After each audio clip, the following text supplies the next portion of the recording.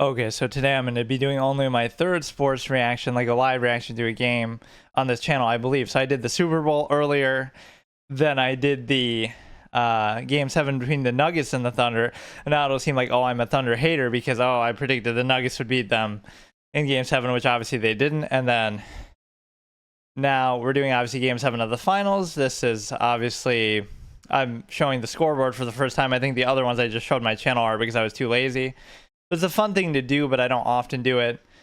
But this is sometimes fun because I've had a lot of takes on basketball in the past, and just like, it's not like I'm a huge into it and I don't really follow it a ton, but there's a lot of good memes. Like, let's go over some of those. So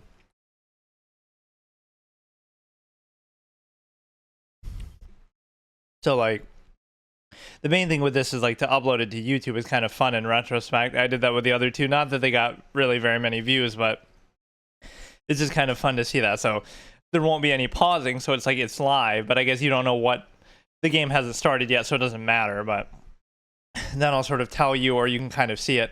I don't know how good this tracker is at actually staying live. I feel like it might be always delayed a little bit, but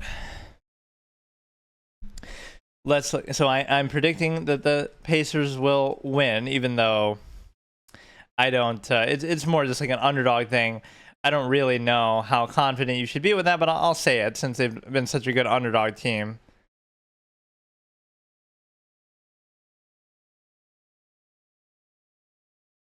Like, what are some of the memes? Like, what the hell, Burton, the line from that song that has aged better than crypto, because, oh, at the time it seemed like some innocuous thing. Nobody cared about Halliburton, but now, because of what a great run they've been on, he's hit like every clutch shot, every series. He's going to hit a game winner at the end of this one. Like,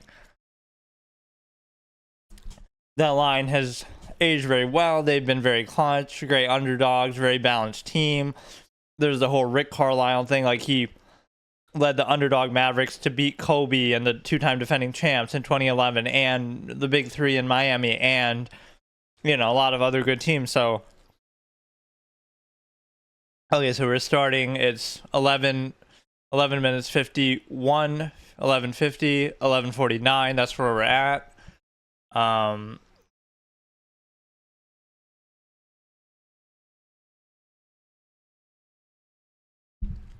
Nimhard has been very clutch. Naismith literally invented basketball. That's a good joke because Naismith, it's spelled differently, but it's the same. The guy who actually did invent basketball. So when he plays really well, you can say like, oh, look, this is the guy who literally invented basketball.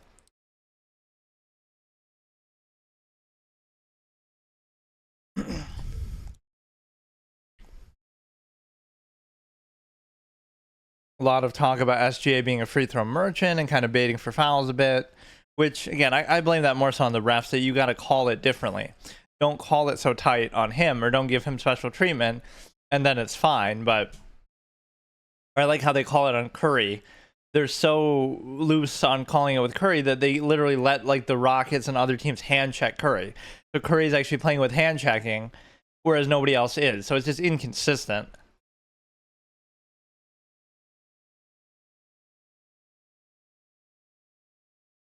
See, like, that's fine if he's just hitting. I don't know if this is really staying updated at all. It's not showing anything. I'll just keep refreshing, I guess. Like, I don't know. Yeah, the Pacers are very balanced. It's one of those things that you'd say, oh, they can't keep this up, right? Oh, Naismith has a good game, or Nimhard or other people will have a good game, but you can't maintain that. But they did maintain it. Like, it's one of the weirdest things I've ever seen. I would have never imagined that. Like, it seems like a fluke. Like, okay, you're just an underdog. You have a couple good. He was sort of baiting for a foul there.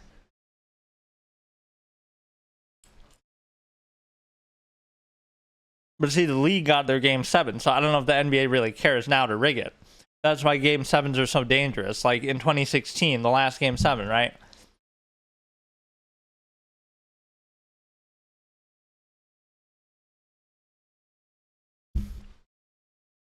You could say the league rigged it in a certain way, like they suspended Draymond in game 5 so that tried to extend the series.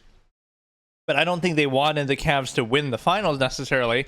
I don't think they cared who won the finals. They just wanted to try to push it to a game 7. they wanted to push it to a game 7 just for ratings and excitement. But then, first foul bait of the game. And Tyrese didn't shoot a single free throw for like several games, which shows you the difference. You could say, oh, he's not as much of a scorer, but still, like, clearly there is a bit of a special treatment of Shea. And then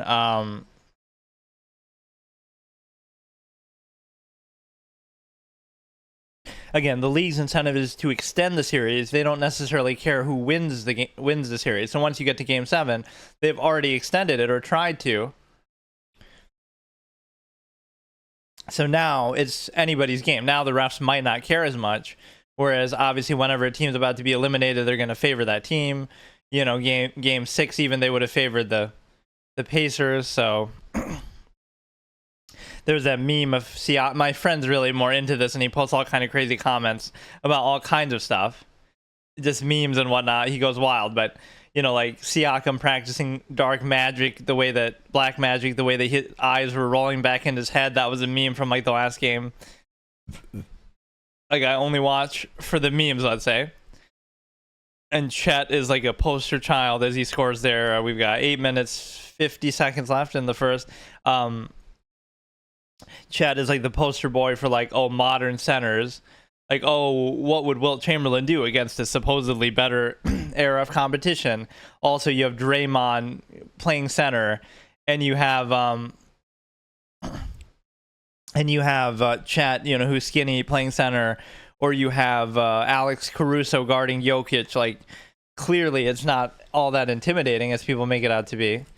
And this is on YouTube TV that I'm watching it, which I subscribed, I think, to that to watch game 7 of the Nuggets and the Thunder too. So it's like, that's 2 months of maybe subscribing to it or whatever. Maybe it's on the same rotation, but oh, wow. So Halliburton back to back.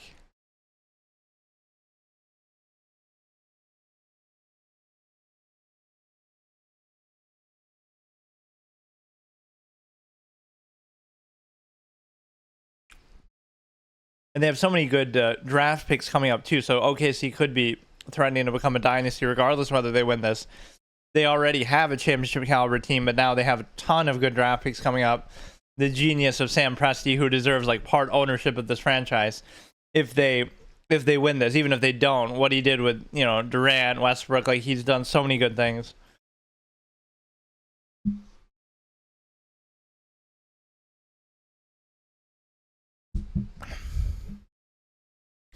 That's one of those late, you know, negligible fouls. Or like Sam Presti's always a good example of somebody who never played the game at a high level, who can still be very knowledgeable and successful, right? Like commentators can always use that as an example. You don't have to have played the game to be knowledgeable and good and effective, like GMs and coaches and stuff. But yeah, Rick Carlisle is the coach of the century, regardless of outcome here, because of what he did with Dallas, even some of the good runs in between that. Not that he made the finals or won, but some good teams over the years. But between Dallas and this, very impressive runs. What other takes do we have? Like Tyrese being like one of the true pass first point guards of this era, that there aren't too many of those. You can't really judge him on the scoring too much. And he was supposedly injured there, but Stephen A got in trouble. Like, oh, he said, I'm glad he's injured, but he meant it like, you know, to explain one of his bad games.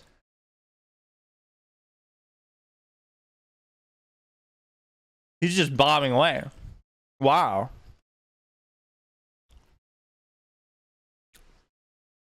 He's just bombing away. I didn't even really pay attention to or know who the Thunder's coach was, but what are some of the good other memes, like Tyrese with the snow bunny effect, which I won't explain what that is, but that's his good motivation. He's always pictured with, let's just say, these snow bunny type people, and so people make fun of that, but what it means is Caitlin Clark might be the ultimate queen snow bunny, hypothetically, and there might be a bet that they made that, oh, if he wins the title, they'll get a little time together, if you will. This could be like a really extreme meme that's not actually true, but you know, that could be a bet. Like, oh, if the Pacers win, Tyrese gets to spend some time with the ultimate snow bunny queen, Caitlin Clark, who's also playing in Indiana, so there's a bit of an overlap there. They might have made that bet, and she might have felt confident, like, oh, that's never going to happen at the beginning of the playoffs, but then look at what actually did happen. Right, nobody would have guessed this, and the other meme could be like with the oh, now we're getting an ad for Caitlin Clark too. Everything from the logo ad, which is actually pretty good. I've seen that.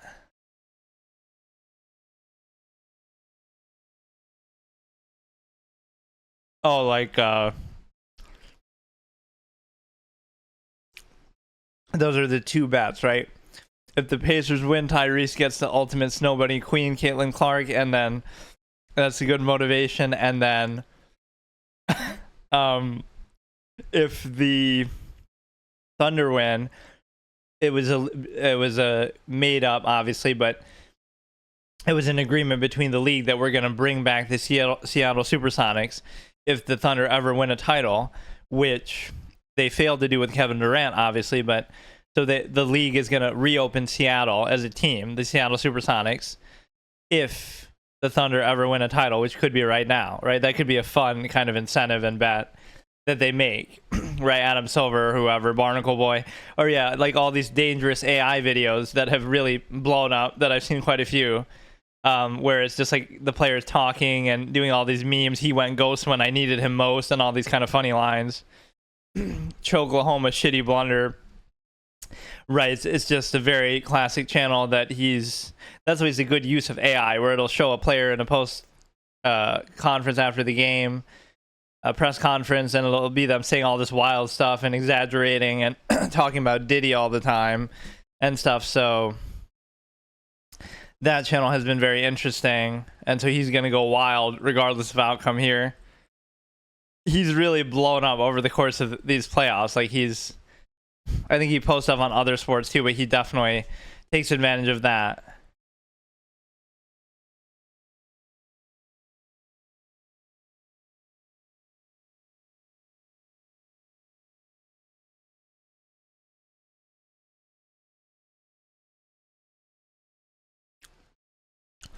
So what else? We got the Snow Bunny motivation for Tyrese. We got the Black Magic from Siakam. Apparently he's a pirate too. They're calling him like a... I don't even know. That was one of the jokes in that Dangerous AI.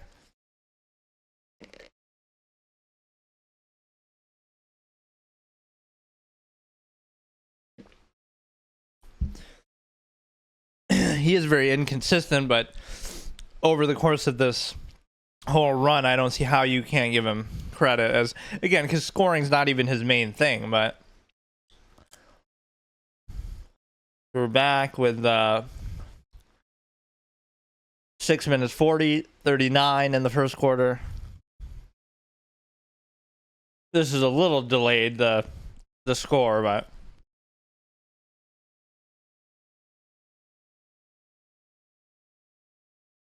OKC are kind of front runners at times. They're a little bit overconfident, entitled, where you know, you can't let them stay close. You got to really blow them out if you want to beat them. And oh yeah, Miles Turner is like the Udonis Haslem of the Pacers. He just doesn't go away. He kind of hangs around forever, the way that Haslem would do.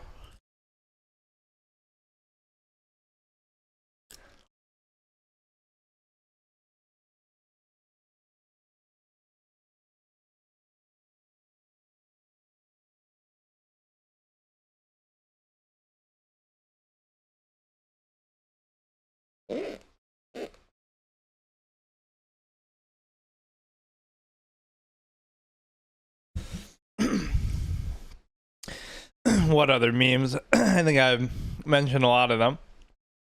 I should just check my friend's comments and shit, because he always does that. He always makes these wild comments about things, almost like what you would see in the Dangerous AI. But yeah, it's pretty even. You don't really want to see a blowout. Again, the league's already done their work by getting it to a game 7. Like, oh, Scott Foster, the series extender, they call him.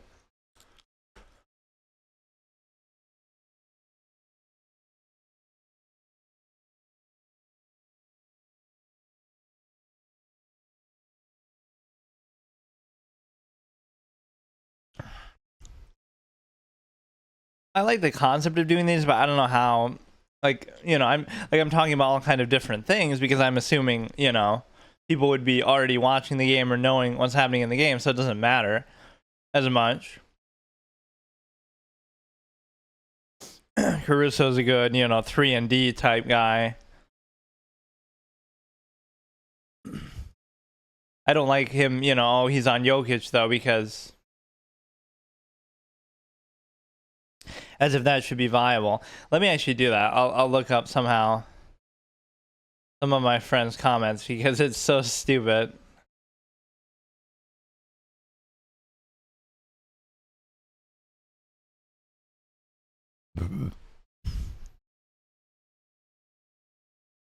Wait, what is the...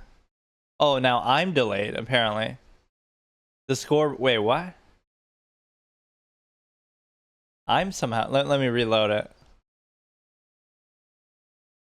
The scoreboard is now showing ahead of me somehow. Right, because it said 15 before I actually saw him make that. So it's 5:36, obviously. Makes the free throw.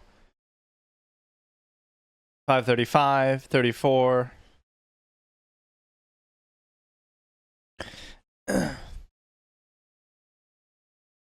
Everybody's like playing for their contract and getting like a big, you know, regardless whether you win or not, you know, everybody's going to get a big contract off the back of this. Similar to like that Miami Heat Cinderella story. I like Halliburton's confidence, though. He just kept going up with it. They keep recovering very well, though.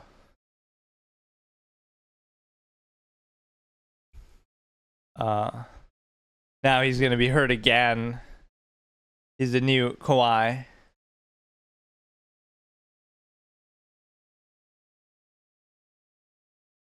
You know, he came in and did the old Kevin Durant from 2019, though, where he comes in and hits like 4 threes in the, you know, right off the bat, and then he gets hurt.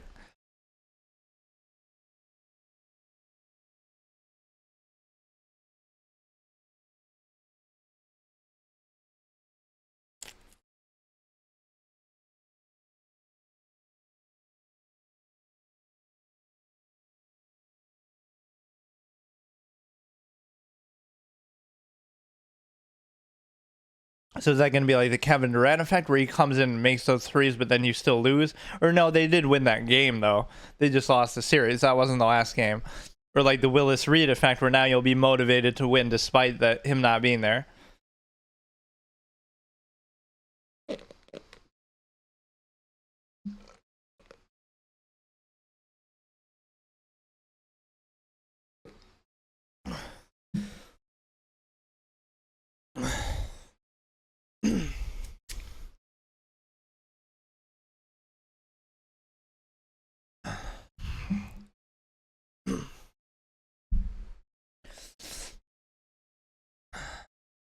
Yeah, the whole free throw story, which is similar to like what people would say with James Harden, that like, oh, he's going to struggle in the playoffs because they don't call it the same way. So it's kind of like, you know, that style of play doesn't work quite as well, which you might say, oh, that's not true of Shea because look where he is now. But it kind of is true because it's a 68 win team that has the MVP, but you still have struggled. You were down 2-1 to Denver, then you go to game 7, then you're down 2-1 to Indiana. Like, clearly they're struggling a bit. That doesn't mean they can't still win or that they're just not more talented, but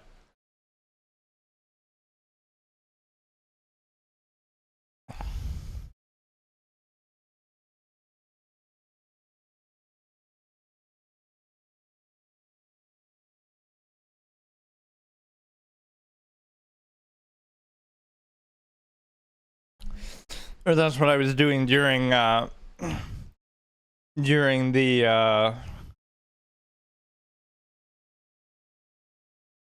Super Bowl, I was like playing chess too during the breaks and the halftime, but this is one of those matchups that like nobody really cares. Like everybody's a bandwagon, kind of. People are just rooting for the underdog because these are both small market teams that nobody really cares about, right? They're not really widely liked teams.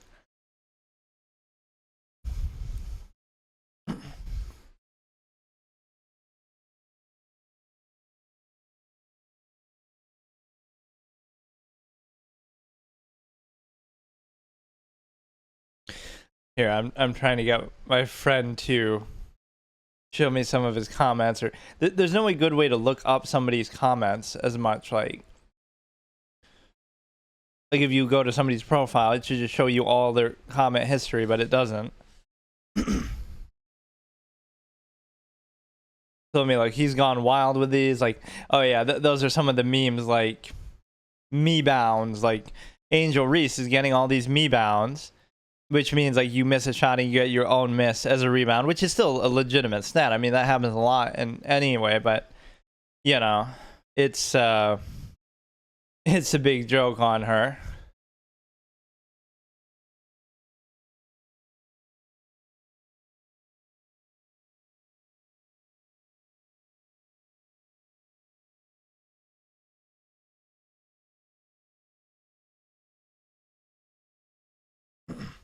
This reminds me so much of that Kevin Durant thing, though. Now, is he just gone for good, or is he going to come back? He'll come back in the Paul Pierce wheelchair type moment, or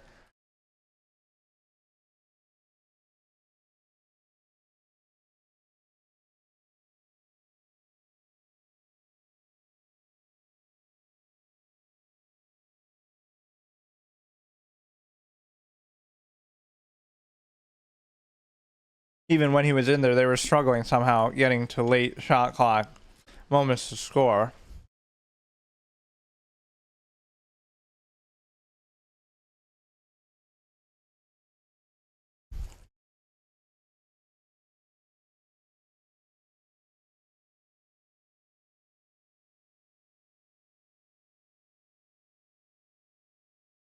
Siakam has to take over, and you have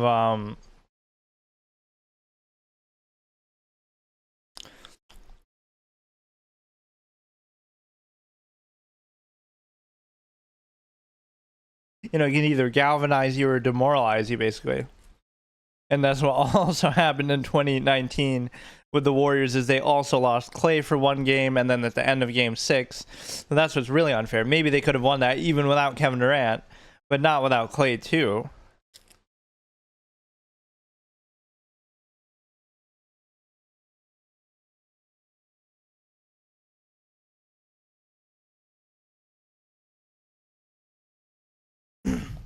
So Kevin Durant got traded to the Thunder, or to the Thunder, to the Rockets.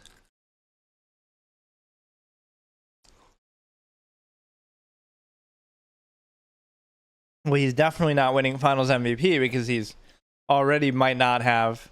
But I disagree with Siakam winning it in the conference finals because their stats were almost identical.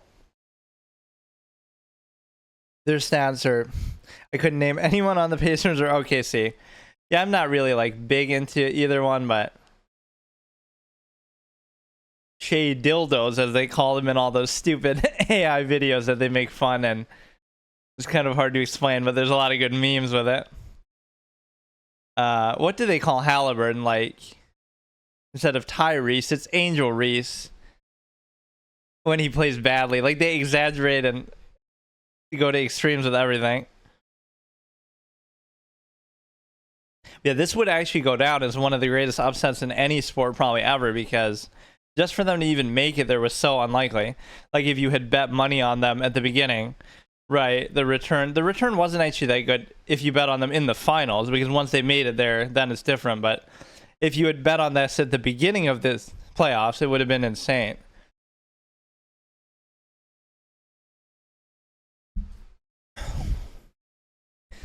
So yeah, Durant to the Rockets, which they're not necessarily going to win anything there. Booker has always been somebody who I respect, and I think, oh yeah, he didn't deserve he didn't deserve the MVP over Halliburton in the conference finals because Siakam was he averaged like 2 more points, and he did shoot at like 8% better, but Halliburton had like 7 more assists per game, which is way more meaningful. So I don't see how he got it.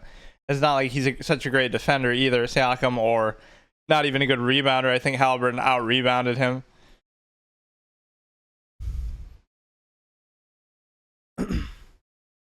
I don't even dislike Shea the way a lot of people do, but just the way he's called is sometimes not right.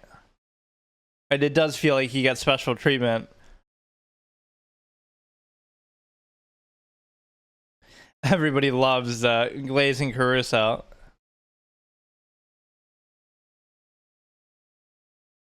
I hope he comes back though somehow, either in halftime or. I should almost play that bot while I'm doing this too. Like, or during halftime or something. Oh, that was almost a foul. Like, he overextended too far. That's the real argument for like non-contact sports. If you really value the integrity and merit of a sport, you should always value like a non-contact sport, or at least mostly like baseball or tennis or something, right? Compared to basketball or especially football, where there is contact, like sort of incidentally, inadvertently, and so it's so subjective. One time it'll be called, one time it won't be called for the same thing. So that subjective element kind of takes you out of it because it feels like it's not really authentic. It feels arbitrary, even if it's not ulterior motive. And the same could be true, or like football is even worse because it's like you're not only incidental contact, it's extreme contact. Like the whole point of the game is to beat each other up and tackle and stuff. So oh yeah, those are the 2 channels I'll highlight just as a tribute. Dangerous AI, which has had some really funny videos. I love that one line in the Jokic video, like that he has the interviewer talking, right? And he's like, you played with bums like Michael Pooper Jr. and Russell Westbrook out there who set the airball record. And then Jokic is like, well, you only named 2 of them. You forgot the other bums, implying like everybody on the team is a bum. Like, oh, you only named 2 of them. Jamal Worry. Like, he comes up with these nicknames for every player. Right, like Jamal Murray turns into Jamal Worry, or you know, Joker could turn into the choker. This is still very respectable, but the problem is that if Halliburton doesn't come back,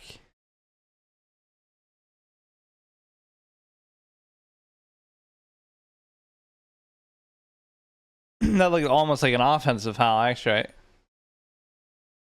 Yeah, let's look at some of these. Bro is getting tossed around more than Madison Beer about Kevin Durant. These are some of my friends just getting passed around the league. Also known as Justin Bieber side whatever chick. Madison Beer, and then what else do we have? Oh yeah, the other channel. So Dangerous AI, and then Too Tall Animations is pretty cool, where he has like these little. Whenever a team wins a game, they'll have this animation of like one of the players getting electrocuted or something, you know, if they're playing the Thunder, something thematic like that. That's kind of fun.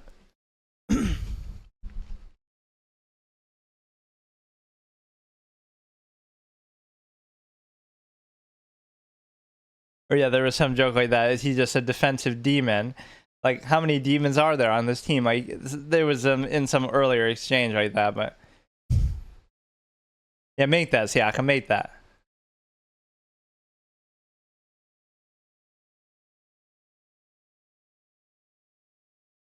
They just need one role player to pop off the way that they often have done this whole run. And nobody even hit him there. He just kind of fell on his own.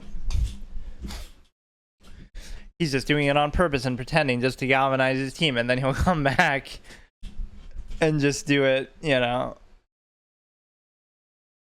I highly doubt it, though, because he was already injured before, so people were even surprised.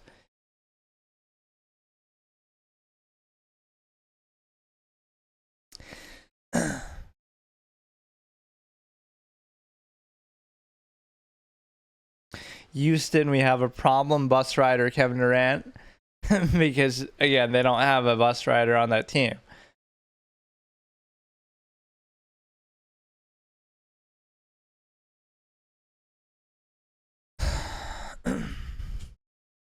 Taylor Swift, this is kind of funny. These aren't even related to, I'm just looking at all my friends' things. Taylor Swift is the ultimate emotional vampire because of the whole whatever. It's some interview about her. Oh, this boyfriend or that boyfriend inspired a song.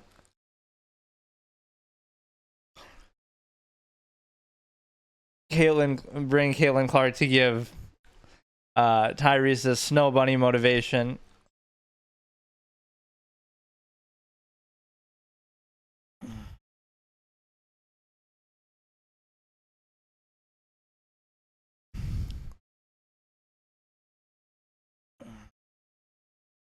Let's see what else. See, it's more about the memes than it is actually about the games, but this should be a classic one. Like, this is truly rare. Speaking of Taylor Swift, we're seeing an ad for it. Or no, it's not. It's for Barbara Walters, but it just showed Taylor Swift.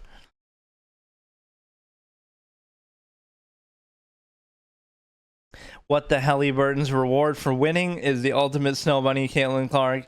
Bro's going Super Saiyan. This is the. I'll just steal his comments since he always steals mine on other things.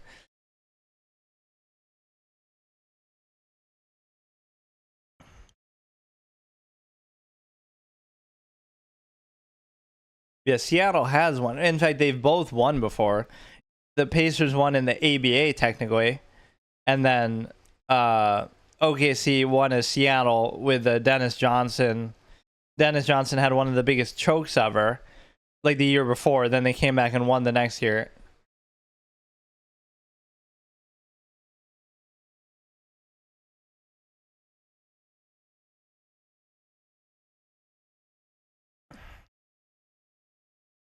And Bro's using Juneteenth as an excuse for losing. Like it was hard to focus on Juneteenth.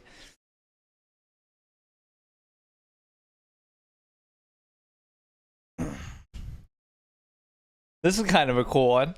Because I always made the argument for Sam Jones being so underrated. Create a starting five with the most underrated players, right? So John Stockton, who's obviously all-time assist steals leader, but he doesn't always get the credit. People always glaze Isaiah and Magic and stuff. So Stockton, Sam Jones, overall leading scorer in the greatest dynasty in the history of sports for the Celtics. Then Kawhi, who's kind of low-key. Tim Duncan, who obviously doesn't get a ton of attention. Moses Malone at the center. That's kind of a good list. Like an all underrated lineup. It's one of those things you think like, oh, at some point they're going to burn out. At some point they're going to stop doing all this. Right. Having the role players step up and get hot and stuff. But it just doesn't. They just keep doing it.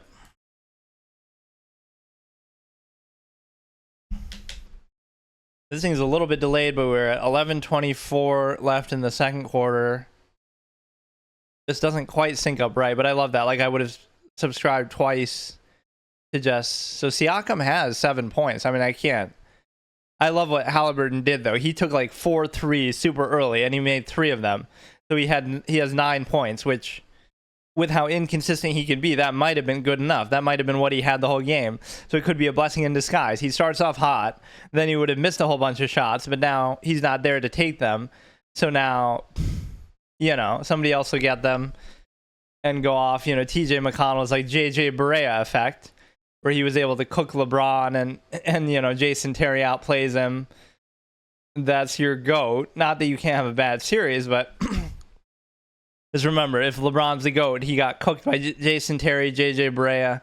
That was a total flop by Siakam too, but...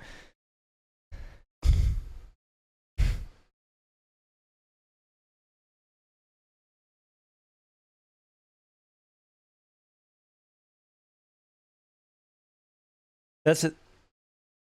Oh, I guess he got hit a little bit, but that was kind of weak. That hands up kind of exaggeration. But no, it's like, yeah, your GOAT got cooked by JJ Barea, Jason Terry. He got called the B word by Sean Marion. You know, he's getting locked up by Tyson Chandler. Like, these are the names that are giving him a hard time. Like, really? You got outscored by Jason Terry in the finals. You got out assisted by in your prime. The GOAT in his prime got outscored by Jason Terry in the NBA finals, and he got out assisted by Boris Diaw in the 2014 finals. Like, what is this, dude?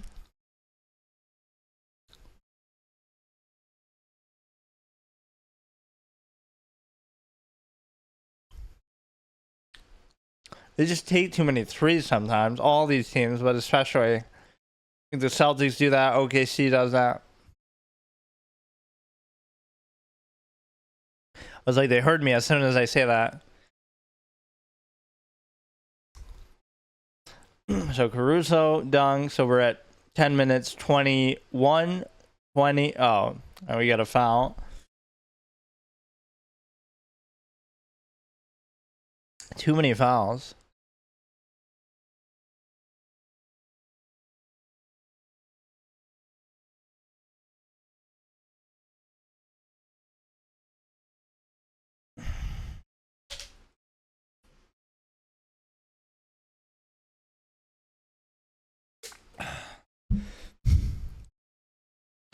But yeah, this was kind of so cinematic. The whole, you know, you can look back at the Cinderella story. Tyrese hitting a game winner in like every series, which like nobody's ever done before.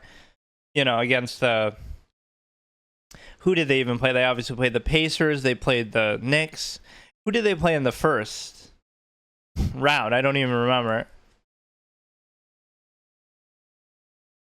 Yeah, he hit a game winner and like, oh, the Bucks, and like they had all these crazy comebacks. Like they're down 9 with a minute left. Like there's just something about this team that is absolutely remarkable. It's really, you almost want them to win just so you can look back on that. Like, look at the insane kind of story that we have. It's the kind of thing that appeals to people who aren't even into sports, right? You don't even care about the NBA, but it's like, wow, this team came back 9 points within a minute, and then they came back 15 points in 2 minutes in a different game. Then they came back, you know, all these kind of crazy things that they've done.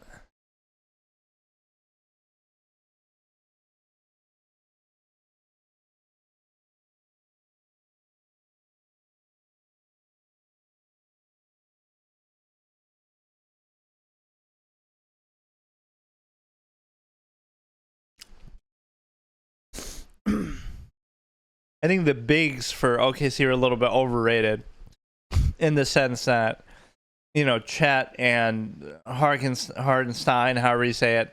I always feel like they always say it with a K, like Harkenstein. So we're at 9 minutes 57, 56, 55 in the first quarter. Or, I mean, in the second quarter. Left in the second quarter. Which, again, this thing is a little bit delayed, but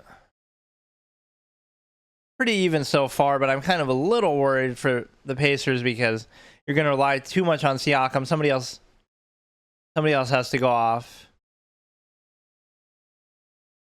Because that's what Tyrese does more than anything. It's not even that he has to score. Is that he has to control the pace of the game, the assist, the passing. He's a true point guard.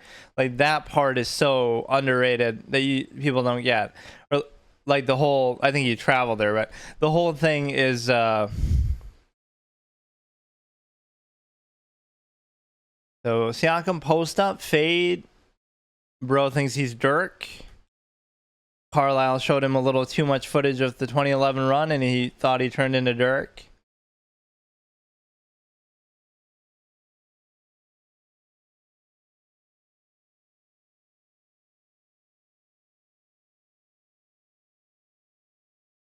But yeah, like I did a roast of Dirk way back when I was doing that 1 week as a sports podcaster on my debate format. Like, Dirk is a one-dimensional superstar. He can score, and he can mainly just shoot. He's not a good defender, even maybe a bad defender. Not a good rebounder for his size. Not a good passer. Not going to get block shots.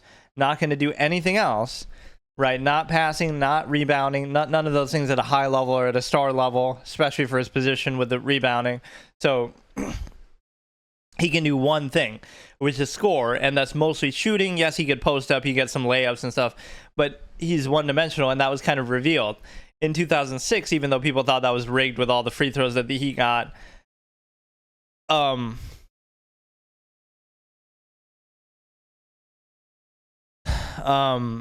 you know, they were up 2-0, and then he put up a very bad stat line. He shot very poorly from the field, right? Like sub 40%, I think, from the field, maybe even sub 30% from three. So he just shot really badly. So it's like, oh, if his scoring is off, he's not doing anything else for you. He's not locking anybody down. He's not passing, helping the rest of the team. He's not rebounding a ton. So it's one-dimensional. And then even in the MVP season, which might have been the next year, I think 2007,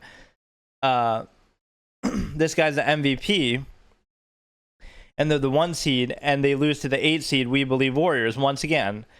That he shoots really badly from the field, and you can kind of control him. So if you can try to control Dirk's scoring, or if he just has a cold series, that's why you get upset as the 8 seed, even with the MVP. That's why you lose even up 2-0 against the Heat. So when it works well, but it's one-dimensional. Again, he's not one of those guys like, oh, your shooting is off, your scoring is off, and now you'll make up for it in other.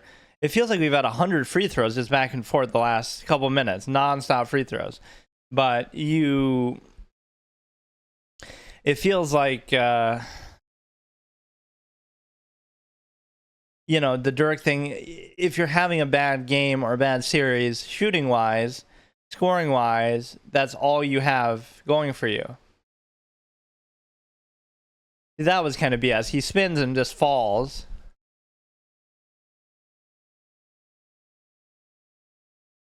So we have already 16 free throws between both teams.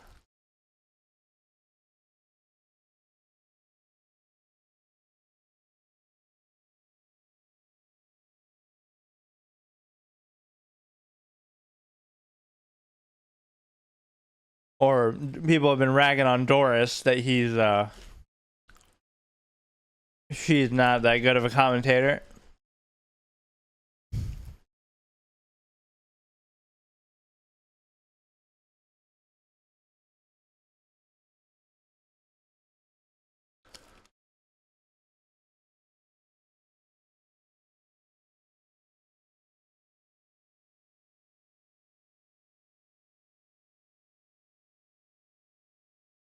Still pretty close.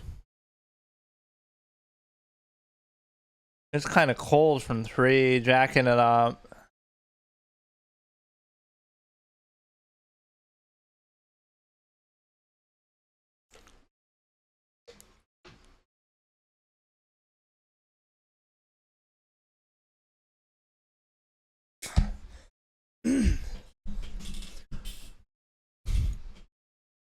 Yeah, let's see some snow bunny action in the first row. Oh wait, Tyrese isn't even there to benefit from it.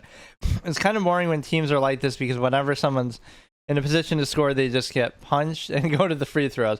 Yeah, and they call it kind of too soft still. Normally, like in the playoffs, they'll only call it if it's really a foul, but some of these are just weak. Like, as much as people make fun of like the WNBA or something, right? The NBA is more like that now than ever, with how it's more finesse. It's more like about shooting than anything, you know, physical athletic stuff is dying out. It's more about shooting threes and spacing. It's more about the kind of softer fouls are called more like that. So it's become more like that than ever before, sadly. Where like even the European game has become more physical, or at least is more physical comparatively.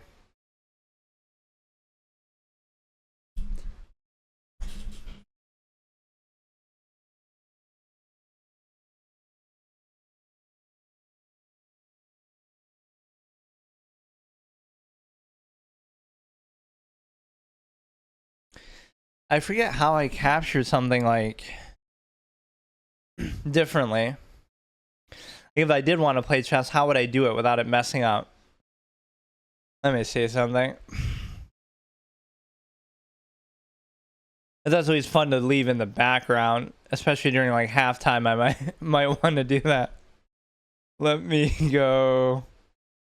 It'd be good to play the bot at least, because then I don't have to worry about time, and that's basically all I've been doing anyway, is playing that stupid level 6 bot.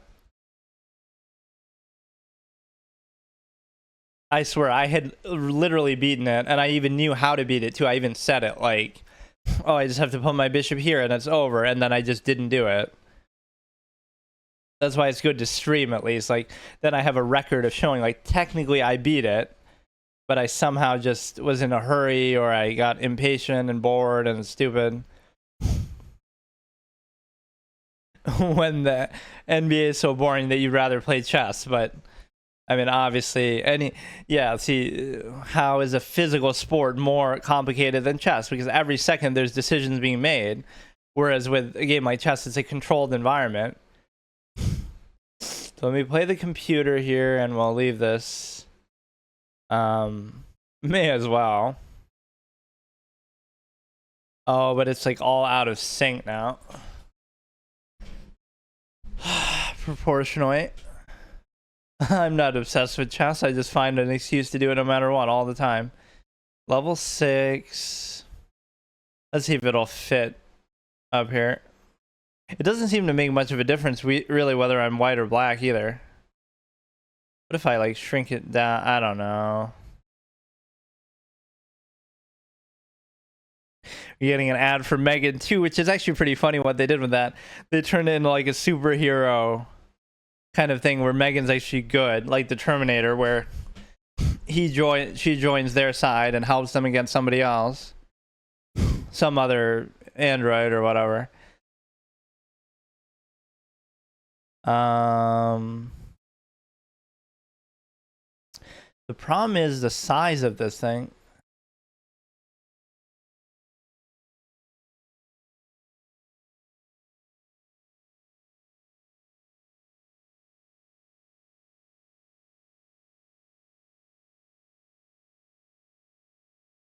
Presented by YouTube TV, but I'm actually watching on YouTube TV too. What the hell is with this?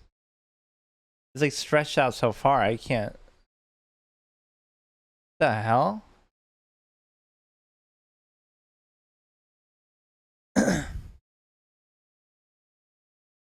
Whatever. Okay, 32, 34. 6:50 left in the second quarter. Oh shit. This could be the moment where the front running starts. I wonder what the betting odds are on how many more Jurassic Park movies before there's dinosaurs in space shooting lasers. That does sound like a cool idea.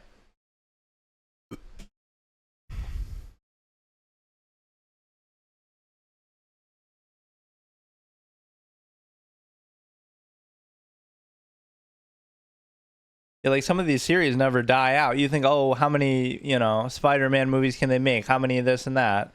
And they just keep doing it forever. Yeah, at what point in history will we say, okay, we've seen enough Batman movies, we don't need to see any more. Let's come up with something different now.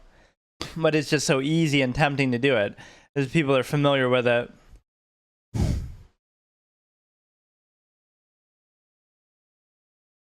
Alright, can we actually see this? God damn it. Why is this so out of sync? Yeah, Long is tenured. He's a regular Udonis Haslam, like I was saying. What the hell is this? What the hell, Burton, even? Which, again, that line is... I don't know why it's like that. This should just be like a normal... Whatever. So how does this look now?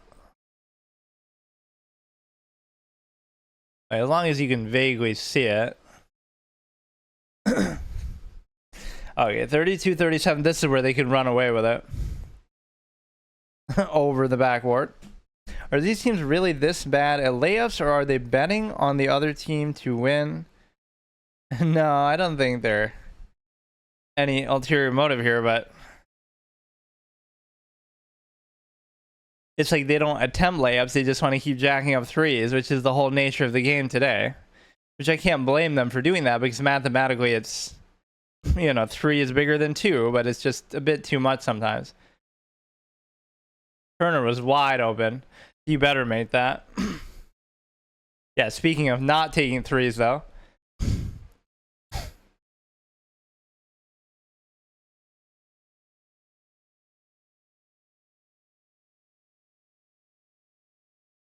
You can blame Steph Curry, even though ironically you could say, oh, it's Rick Carlisle's fault for the 2011 Mavs played like that and kept blowing teams out by jacking up threes. Or, yeah, see, look at that. That was a strong...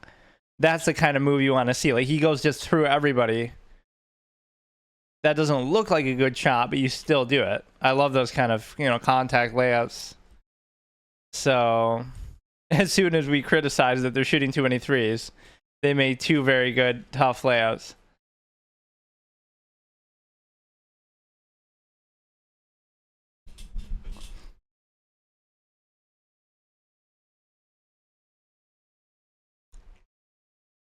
Yeah, it'll either be Siakam Finals MVP or Shea, obviously.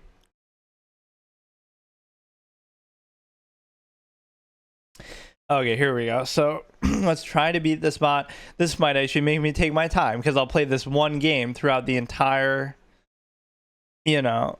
I just always play like in a rush, which I don't know why I do that. I just get impatient.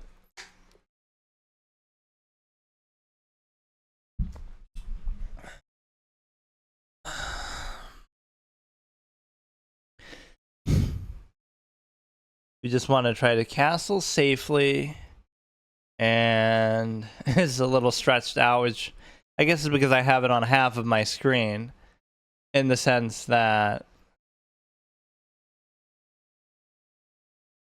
you know, the knight becomes an issue, because if you go here, it could cause all kind of problems, but I don't know what else to do if you raise the pawn, which, see, thankfully they don't do that, and maybe there's a reason why, but it's not, I almost want to do this first.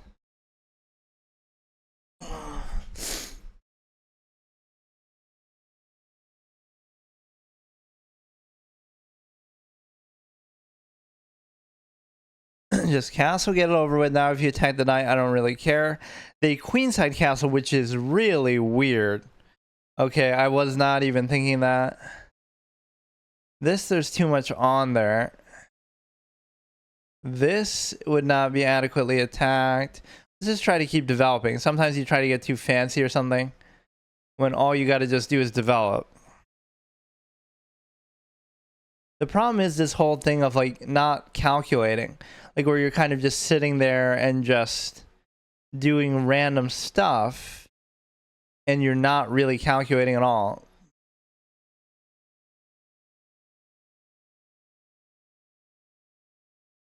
Or what you really need to do is just trade something all the time.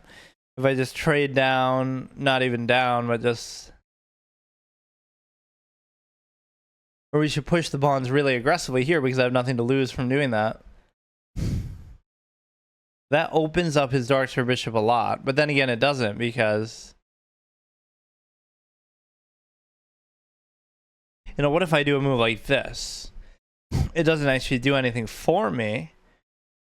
But, like, would he be able to take... Oh, no. No, because it... Oh, shit. Oh, shit. I still have enough cover on there, but now he's gonna... lose the cover of here. Or could I somehow show both of these at once? I guess maybe not. Whatever, so... Wait, +4? Why did it say +4 on the scoreboard? Like, there's a 4-point play, but even then it would be in 2 parts. Will not return. Lower leg. 36 to 37. Kind of sad for OKC if you do lose. See, they just settle for threes. This is the Boston Celtics special. Just keep jacking up threes. The Houston Rockets, Mike D'Antoni.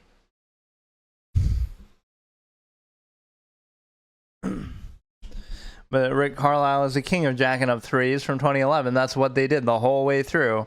And you kept thinking, like, oh, they're not going to keep making these, but they did.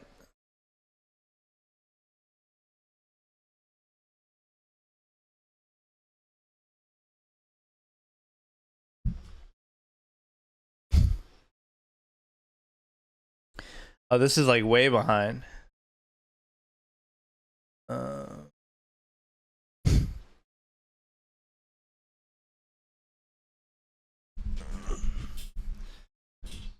It just takes one bad stretch and the game is over. That's how this kind of team works. Right, they just won't let that happen though. Like the Pacers are really amazing in this. Like they really don't get discouraged.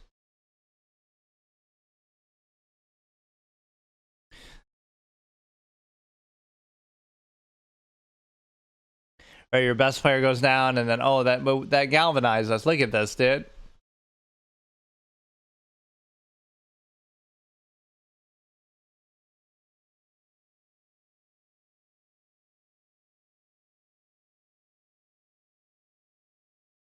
Yeah, to steal. Yeah, see, OKC's just getting cocky and coasting and entitled.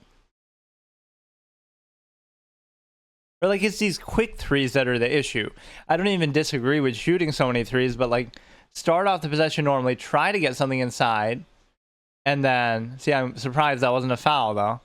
You get blocked by Siakam.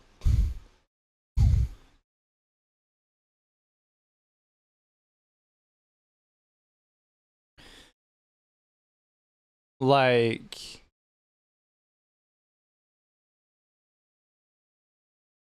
That might have actually been a foul. But they won't call it when it actually is, even though it's kind of light.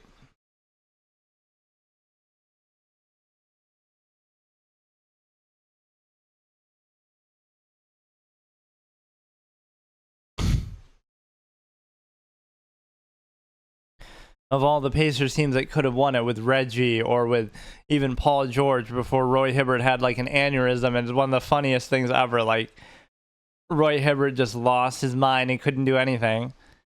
And then he ended up retiring a couple years later. Like that team was a legit championship contender. They take Miami 7 games and then they just fall apart. They start the next year on like some crazy 20-game win streak. Siakam is showing pretty good on defense somewhat. Oh, wow. At least it wasn't a foul. Goaltend.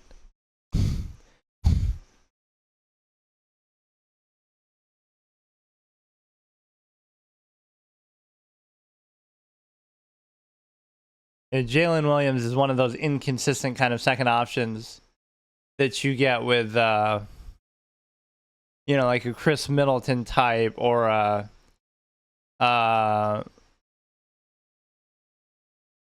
who's the other guy I compare that to? It's like the second options who can be good and they'll be clutch at times, but they also are sometimes inefficient.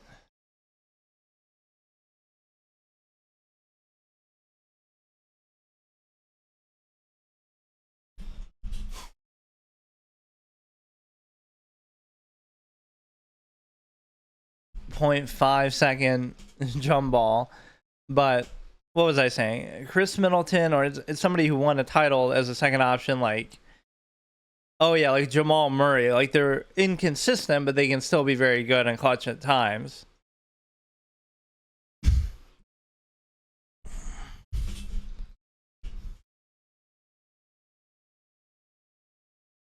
The 2 minutes 19, I should have probably done this in the other ones where I show the time and the scoreboard and stuff. I would just show my channel art. I was too lazy to do it.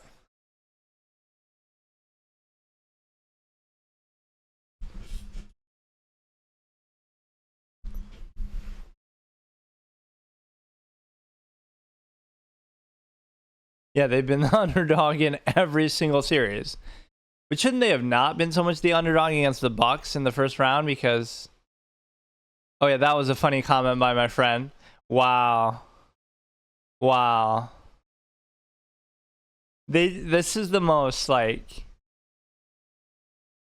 I just almost can't even believe it sometimes, but they just don't.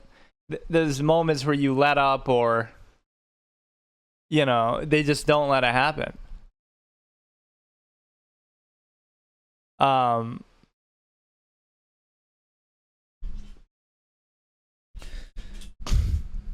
Yeah, I may be overrated because he would voted the most overrated player, Tyrese. I may be overrated, but at least I'm not the Cavs after they eliminate the Cavs. What the hell, Burton? That's how he wrote it. Like, that's who's saying it.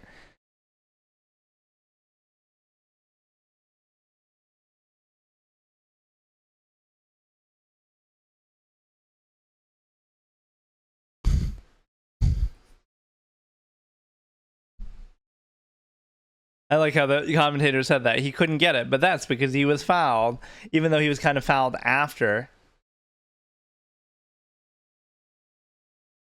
He's trying to, like, you know, defend him. Like, oh, he only missed because he got fouled. So Siakam is playing well, but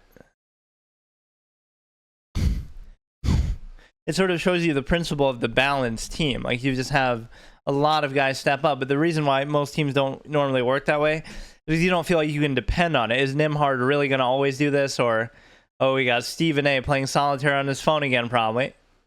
Look at him. He's looking down at his phone. He's not even watching the game. People were clowning on him for that because he got caught watching that. Are you glad he got injured now, Stephen A?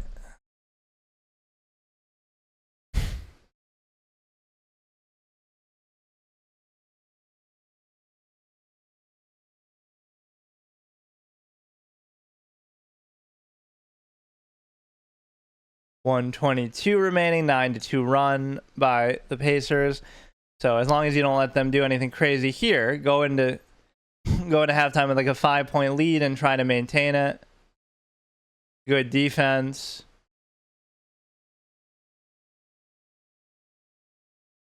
Like even that principle, like you have McConnell on you, who's not the greatest defender, but you take a step back three. Why not try to go inside? Like there is no like post play. That's the weird thing. I love all these just step back mid range jump shots.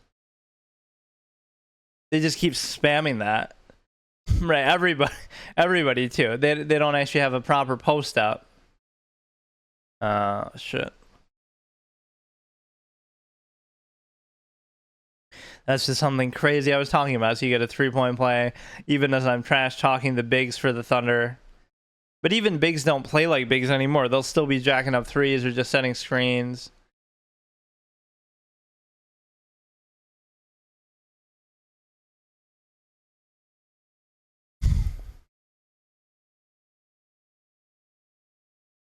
Yeah, Siakam made some crazy layup the last game. That looked like some sort of black magic. Spoilers, he already made it because fucking the scoreboard is sometimes delayed. Now it's ahead. 37. Like, how? Whatever. 39, 38, 37. Now, does that offensive foul mean they shoot free throws too? Or now they're starting to rig it in favor of OKC?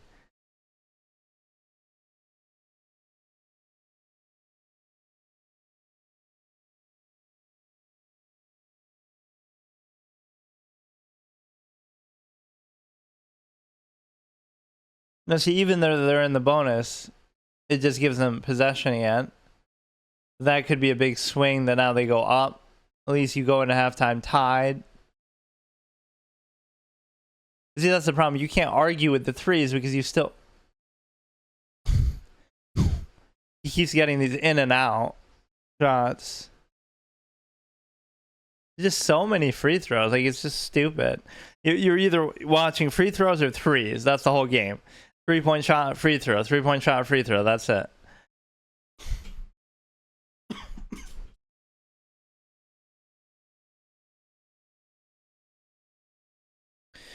So we're looking at the fact that they're both shooting roughly 40% from the field.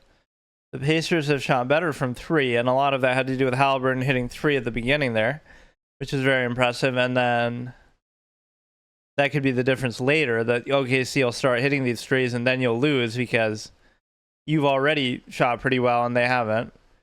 Free throws, 13 versus 11. It's just too many, period. Like, and they're both shooting pretty poorly from there. 61%, 66%.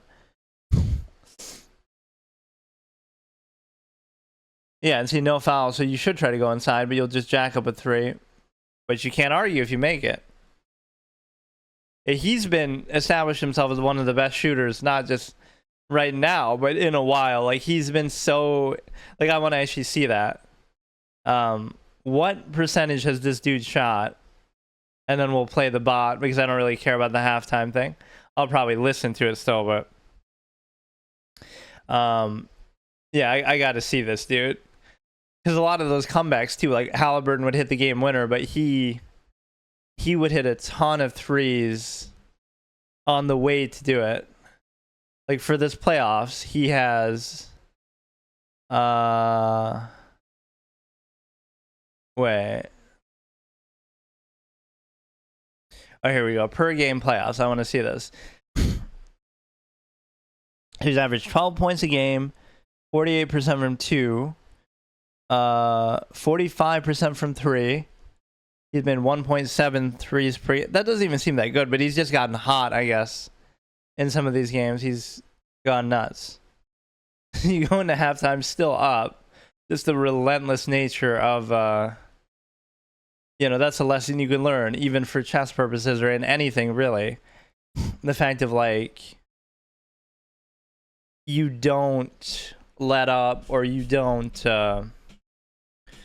you know, you don't get discouraged. You could be down a queen, you could be down a piece, whatever, and you just stay composed.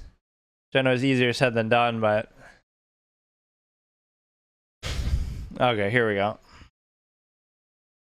This move could be a little bit damaging, but the reason why it's not is because if I move this knight, then you would take, I would take, you would take still.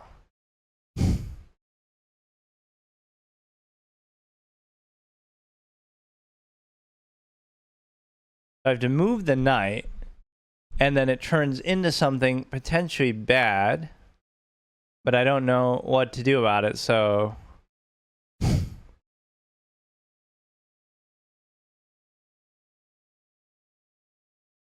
See, you're going to need another cover, because they're double pinning. I could move, like, this pawn to... I can move a pawn to connect it there, but... Or no, maybe not, because it's covered by this anyway. Do I move this, this? I just got to move the knight, though. Just go here.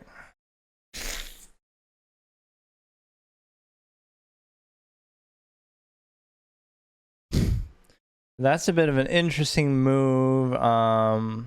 This knight is pinned.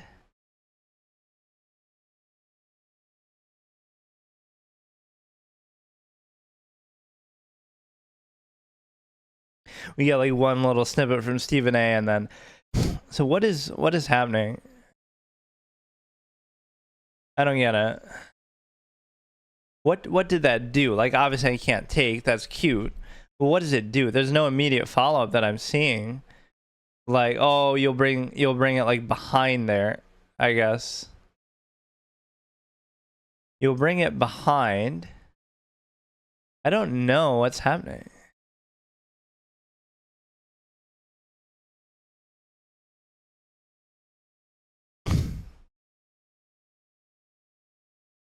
You have to stop that.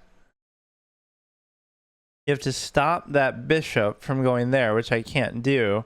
Even if I move the knight, it doesn't solve it either. What if I go here?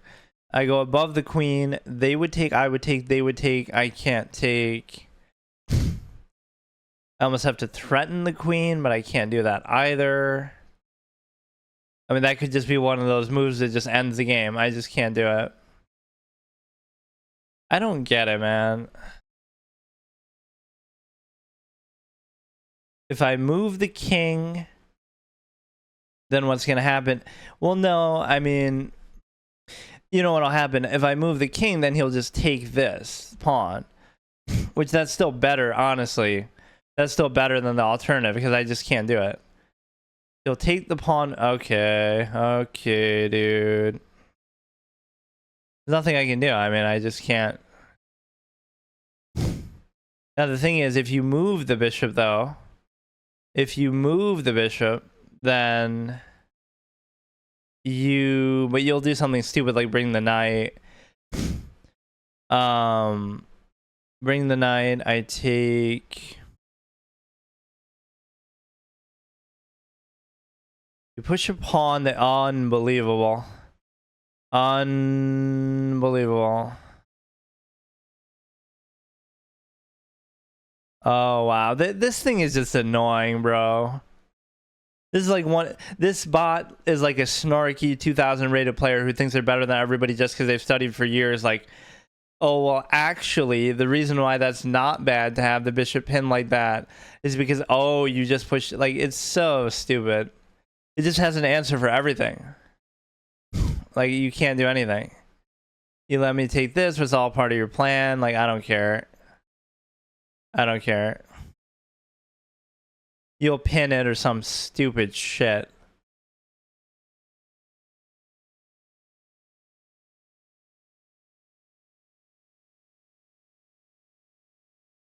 Wait, why would you do that?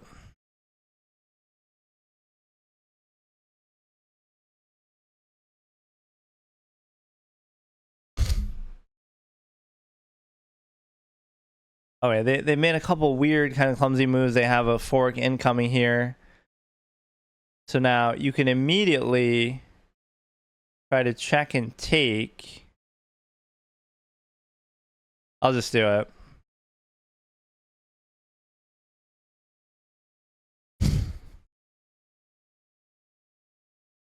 And if this nice knight covers knight connection, this actually doesn't look so bad now that I've gone through all this. I'm attacking the queen, attacking the knight. The only problem with that move of going above the queen there is that the pawns will get fucked up.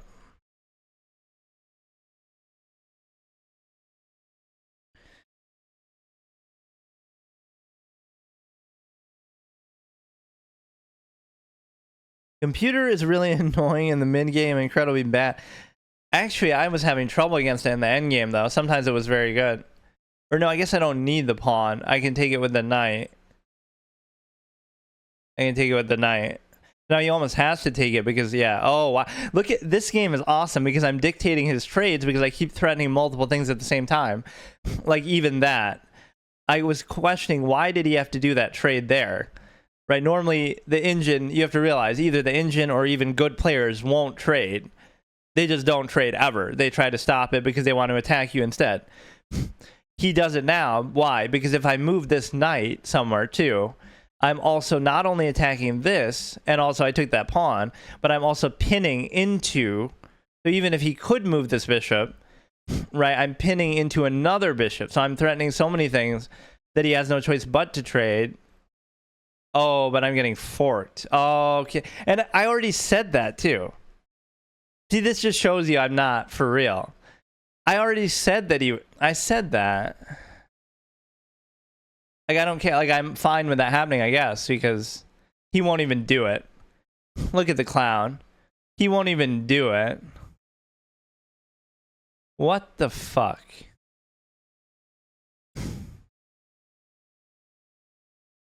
I'd rather save...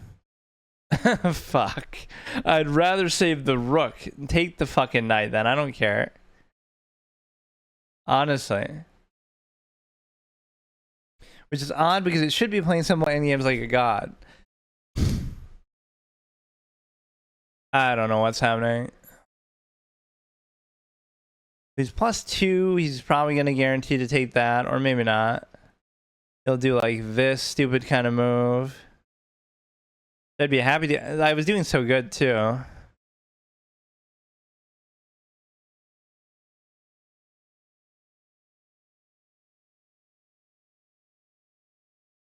He gives it a cute little check. I'm attacking both of those together.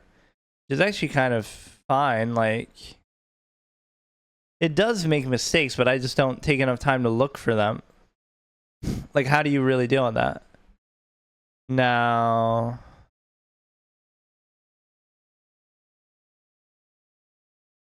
What if I go here? You have too many ways to escape, though. This is the problem. Or you're hitting this.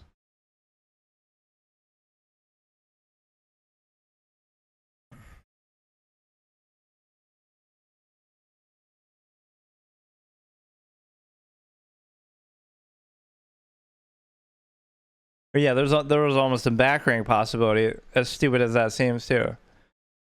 No, by moving the king, you could threaten that. It's so annoying, dude.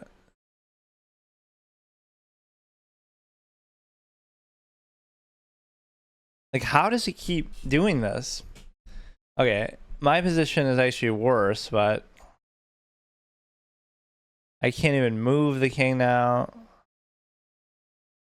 Like, this is a perfect position in terms of, like, I don't know. The perfect position when it comes to, like, you don't want anything to really happen. But what is he gonna do? He's not using that other knight either. He attacks the one rook.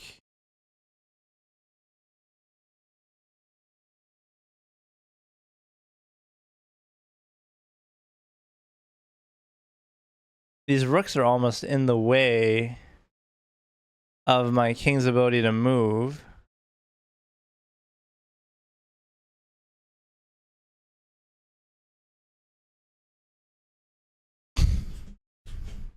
Okay.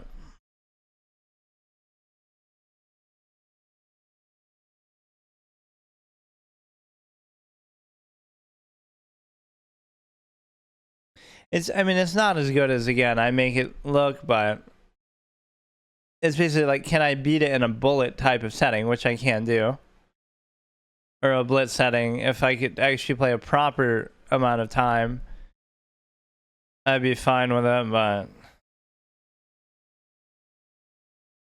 I've been up multiple times in numerous games, and then I lose in the end game or something stupid like that.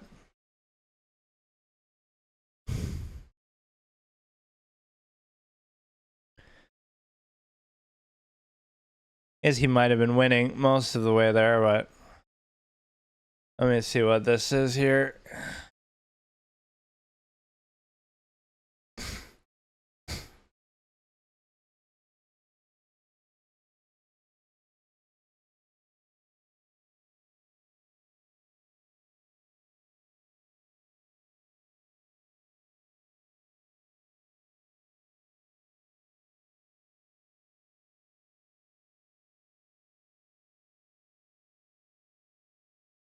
The point is, though, I can beat it, but it is very difficult, and it's sort of my limit. Like, I obviously am not going to be able to beat 7. There's no way.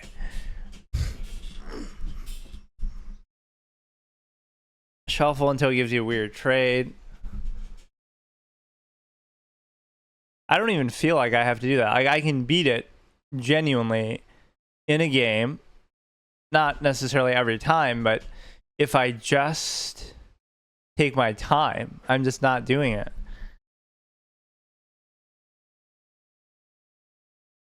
You have to just calculate somewhere in the middle of the game that I don't do.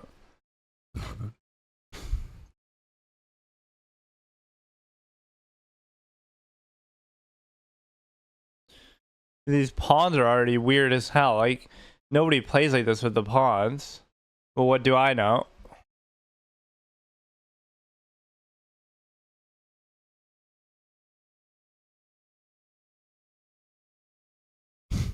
This is a pretty even position. See, this should really be a draw. Then he'll do something cheeky, or you bait out something out of repetitive moves, right? That should easily be a draw. So I don't see how it's not a draw. Like, what would be necessary to happen here? When you could easily trade the queen too at any time that you want.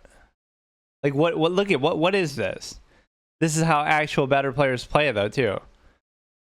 Right? Oh, squeeze the water from the stone. Oh, you're Magnus Anaconda. How does this happen?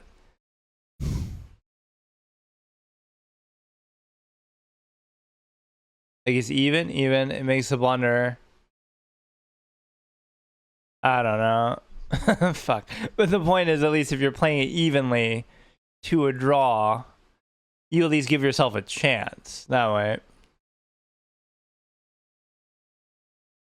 I'm just kind of mad. I just want to beat it once. Like, I'm getting kind of annoyed.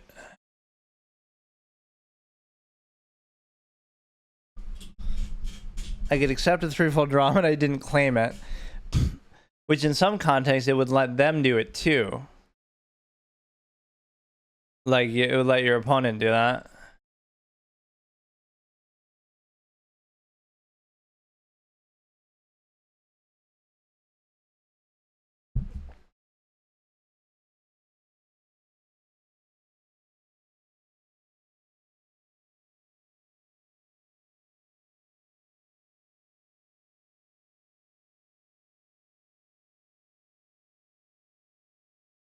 I've already messed up this opening, whatever it is. Like, I give up.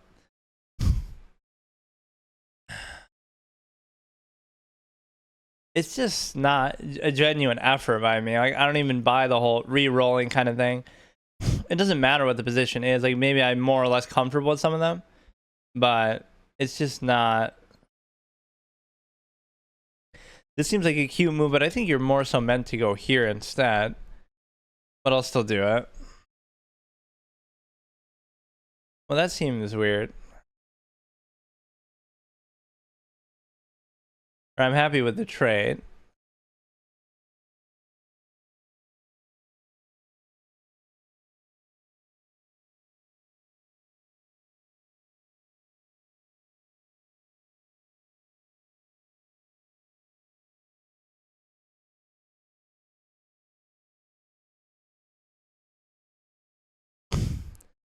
So we'll go ahead, we'll pin this.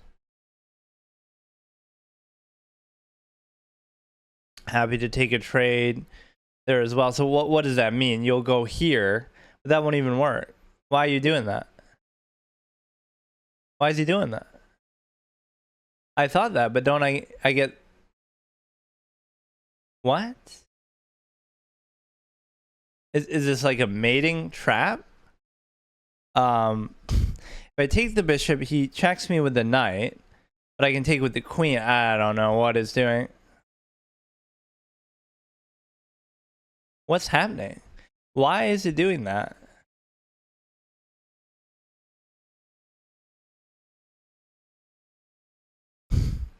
That could be what you need, but it'll come up with some wild shit, dude. Don't even get overconfident. It'll come up with some mad shit. Like, it's about to mate me, probably. It'll go here with the knight, and then it'll just mate me.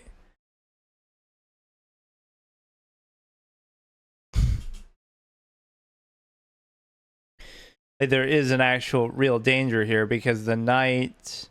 Or, I mean, the rook is under threat. The rook is on... I could almost afford to trade the rook for the knight if I was that concerned about it. I could trade the rook for the knight. Thereby I'm +7, -5, so I'm still +2. I shouldn't necessarily do that, but my development is kind of bad, so let me think about it.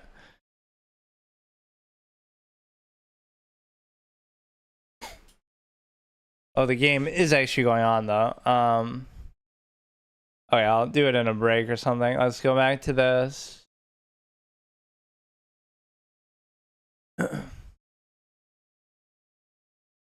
48, 47, 11:35 in the third quarter left. 11:34. OKC keeps jacking up shots. But the most amount of paint presence you get is just after a missed 3, you get a thing. A putback or something. Trading is probably safest. He can't mate you if there are no pieces anywhere. Well, with the knight and the queen there is like some sort of weird line like that. But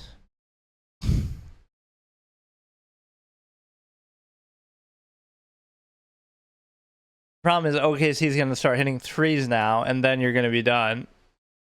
Because they've shot pretty poorly, 4 for 20. They just keep doing it. Eventually they're going to make it, or are they going to be like the Houston Rockets from whatever year where they were up 3-2 on the Warriors and couldn't finish it.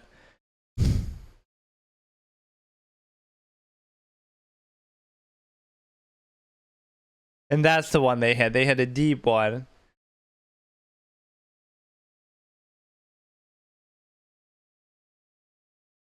Yeah, Carlisle is Jim Carrey and Pat Riley is Michael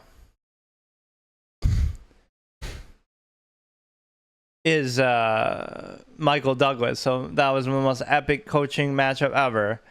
Michael Douglas versus Jim Carrey in the finals, because they do look so alike. Almost like they could play them in a movie.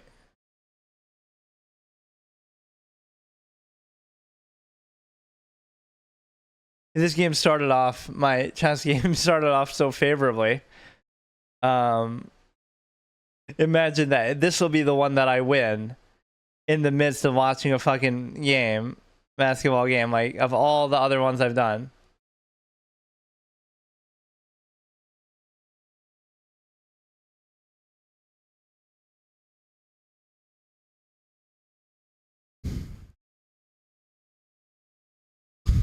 Nine turnovers. Who snuck LeBron James onto the Pacers? Actually, not that bad considering they're losing their main ball handler, point guard. Yeah, this ends up being the game. Just keep jacking up threes, and sometimes worth it. That should have been a steal. I love Caruso's energy, though. He's always trying so hard. Oh, man. This could be the stretch that buries you.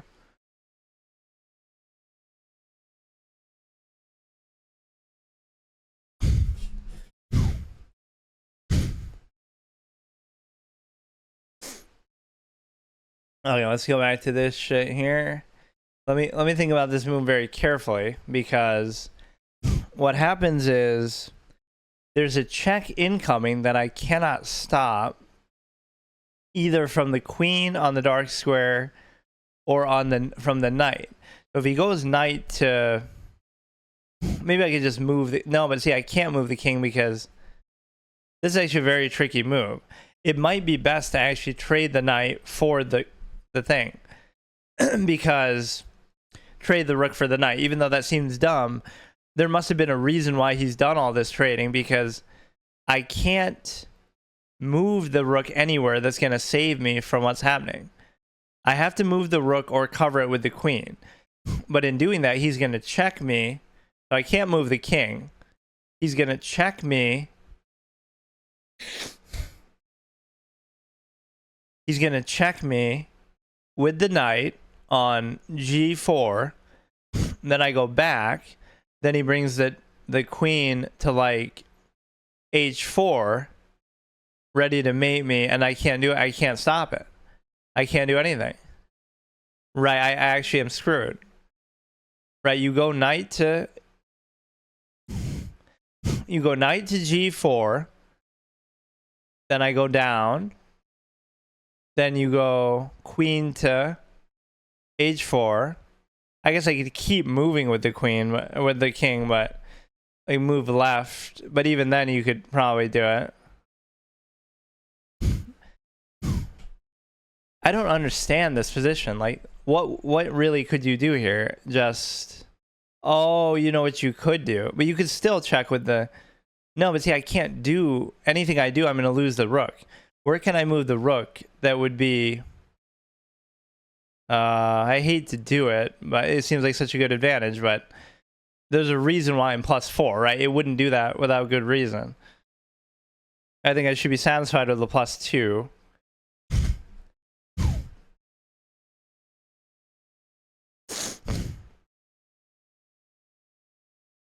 There's going to be a check no matter what, right? There is going to be a check.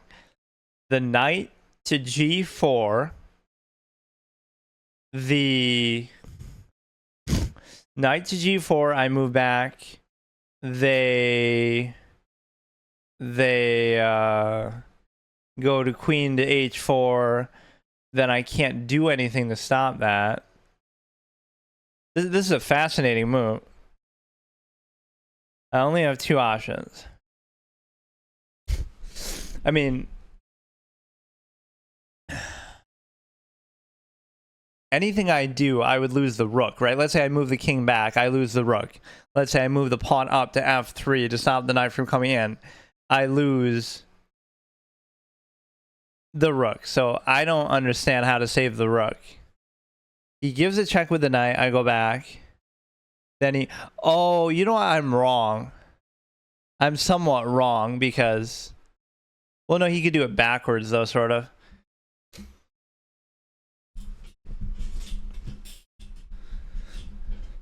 If he brings the knight to there, he can't bring the queen to h4 because he's blocking it. Okay, we'll come back to this move after. Great consideration. The Pacers down by 5.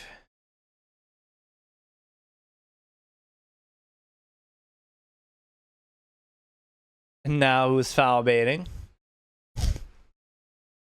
So 9:04 left.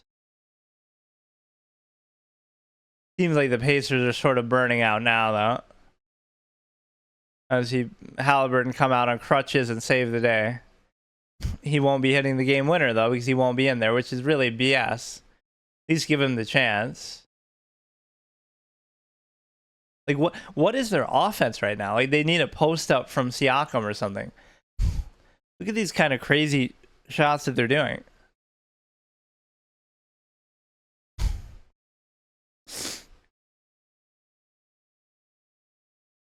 One move that saves the rook and gets checkmated. Yeah, that's why it seems like I'd rather just trade the rook for the knight, was my thought. TJ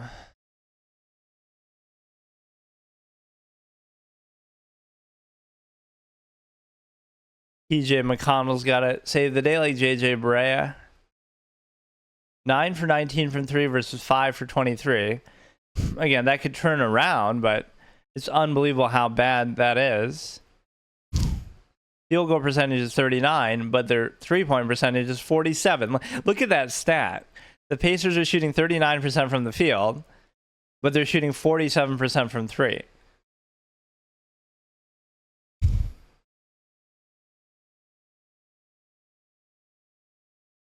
All right, so they're only down by 3, but you can't let it get too far. You won't come back big this time.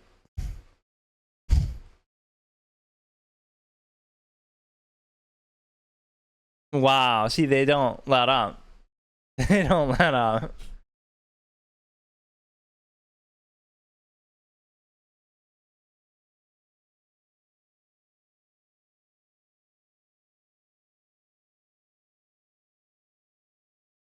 Stephen A kept saying that same point over and over in the halftime. Oh, SGA showed up, but nobody else did. Somebody else has to show up.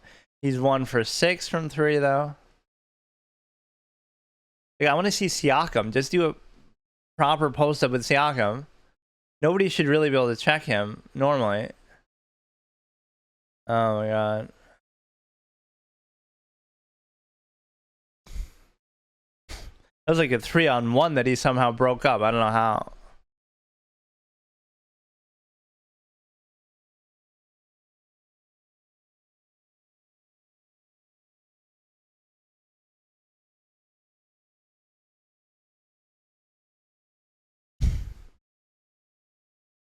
Udonis Haslam wannabe. Oh, here we are. This is the stretch. This is the stretch that's going to kill you.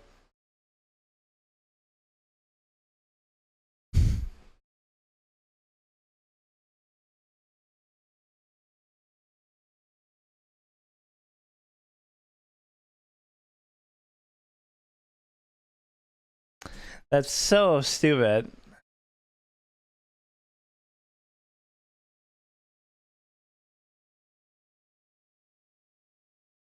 Yeah, see, this was inevitable because you knew they were shooting so badly the whole game. Right, you knew they were going to start doing this. I just wish Halliburton had been there to see this happen. So you could have one more comeback in you.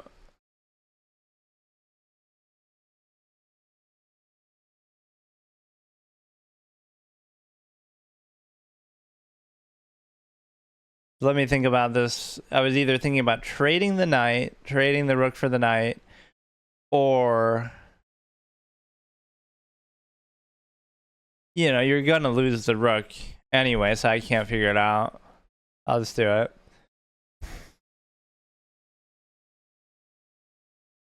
Now, nothing would make me happier than to trade the queen as well. So can I get it on a dark square to be able to do that? Because like here I'm winning a pawn, so what, you know, it'd be a bad, no, I guess not because of this, but this is it, dude. This is the one, dude. This could not have gone any better in my whole life. But my development here is a bit stagnant. Imagine not moving a rook there. Like, imagine doing that. This will be uncovered, though, is the problem. I don't know.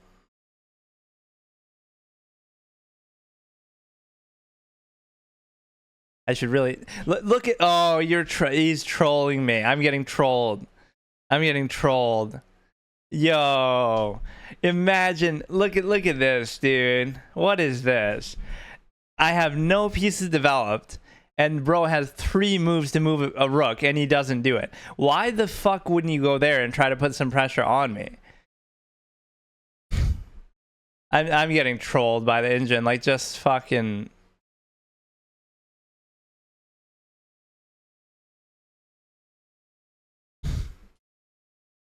Okay, now the one problem is these pawns are not cohesive at all. And the reason why is because... I think I have a pawn here as well. They might take the open file, which if they did, then I can't stop them from coming here.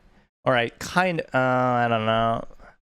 Some of these moves seem so tempting. Like, they're already down by so much that I don't know. Now that I cannot afford to do. I'll just tell you that point. I cannot afford to trade a rook because you just can't play like... Or maybe... Oh, I don't know. That matchup I might lose because it's 2 pieces versus 1. But the problem is a rook pair is very strong. But me having the rook is also very important because...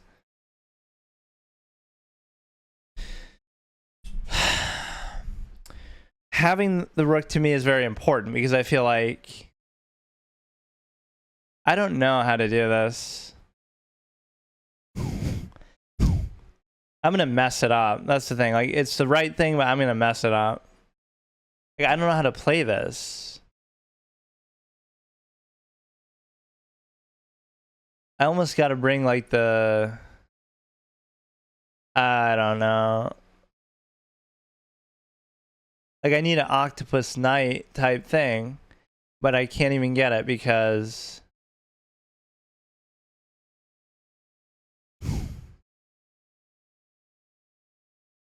I don't know. Okay, let's just watch the game. I'll come back.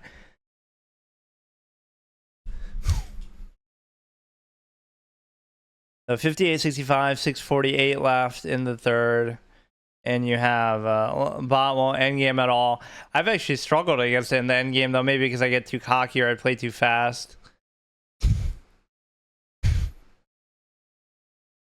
They're just getting cooked now. Shay's gonna win Finals MVP even if they lose.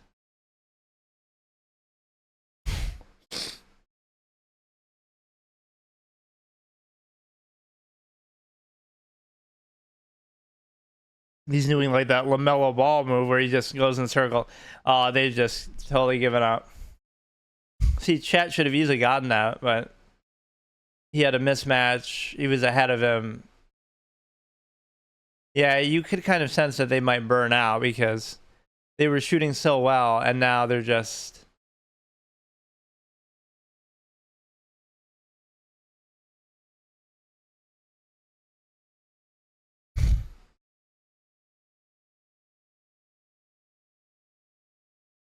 Oh, that's sick, though, when he's able to go that fast, McConnell.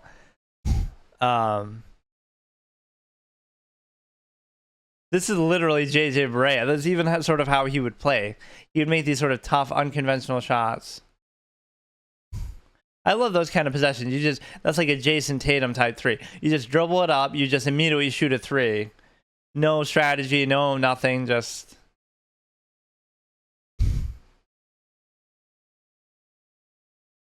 Oh my god. He's just making these tough contact layups. Like, what are these shots, man?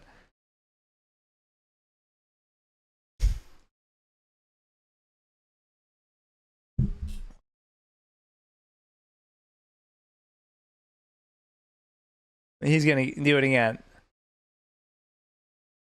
McConnell is cheesing.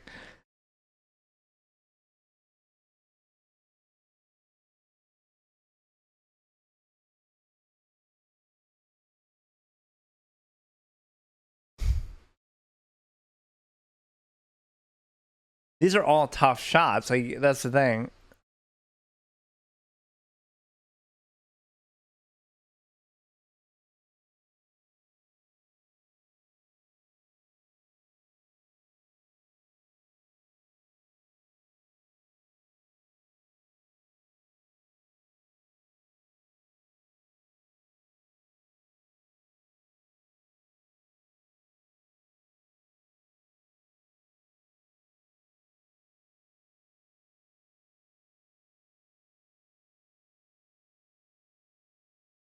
Apparently, they said he had the most points of any player off the bench ever in the finals, but that doesn't make sense because he had like 60 points or something in the up to now. But how could it be that nobody's averaged like more than 9 points for 6 games that would be around 60 points? That doesn't seem right. What? So no bench players ever averaged 10 points in a 6 or 7 game series?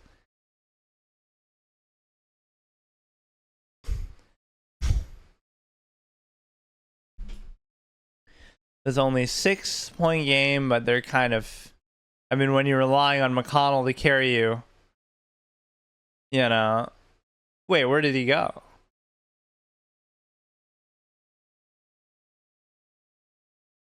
You wouldn't go back to him after you. Maybe it's too predictable, but.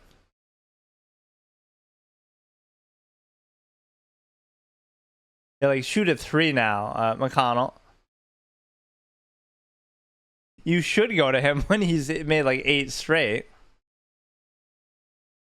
Again.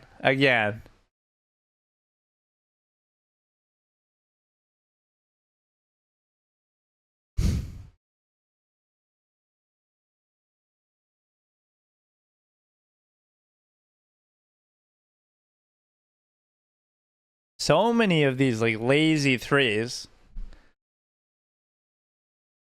That's what I object to. It's not even shooting threes, but you don't try.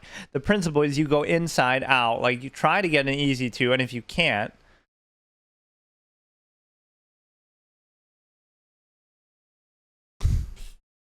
So many turnovers, though. McConnell's gonna get Finals MVP now if they win. Like, where's Siakam at, dude? Can we not get a simple post up for Siakam?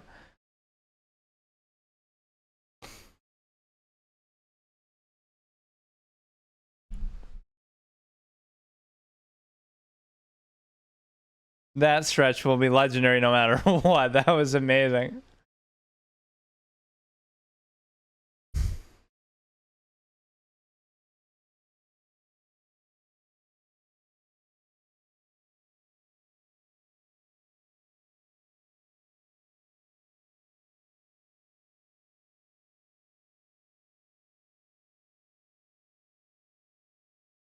The McConnell's got to jack up a 3, or now he's getting doubled. He's not used to.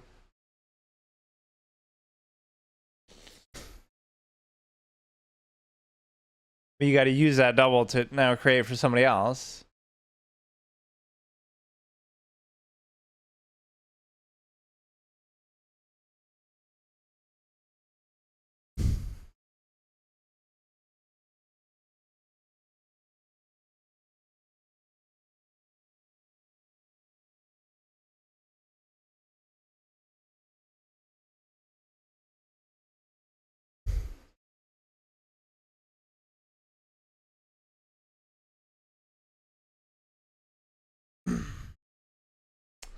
It's such a valiant effort. That's just such BS. Like the injury didn't happen and you still lost. That's fine, but he was even starting off hot. He made like 3 threes right away. But yeah, OKC is 9 for 30 from 3. Like what is that shit, man?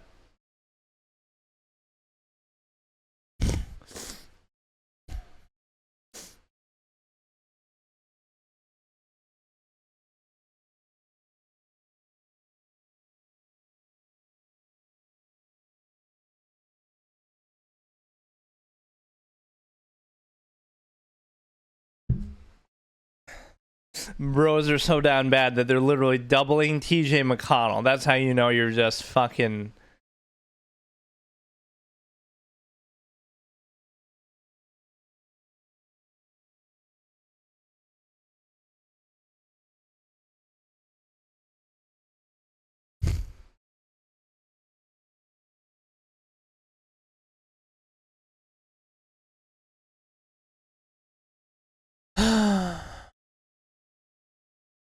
It'd have to be some sort of crazy comeback now. Not that it's that crazy, but I don't know. Now they're just starting to hit their threes.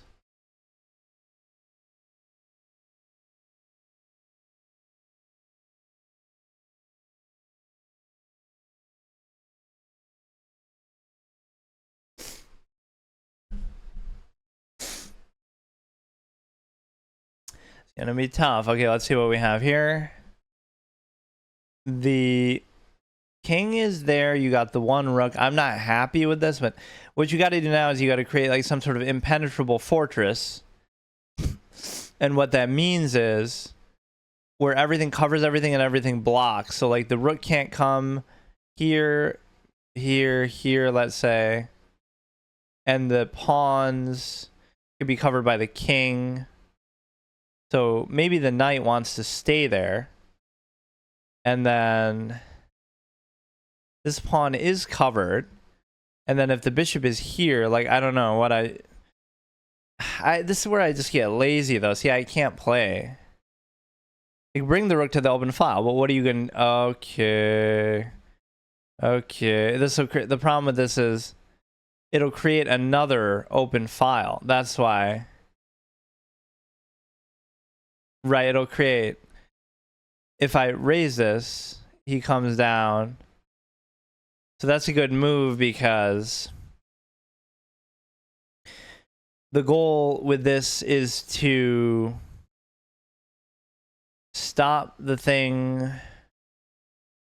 He brings it here. You want to stop it from coming down here. So how do I do that?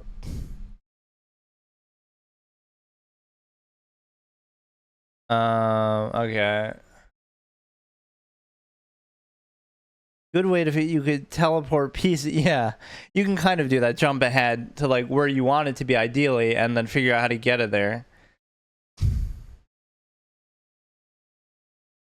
He's still hot.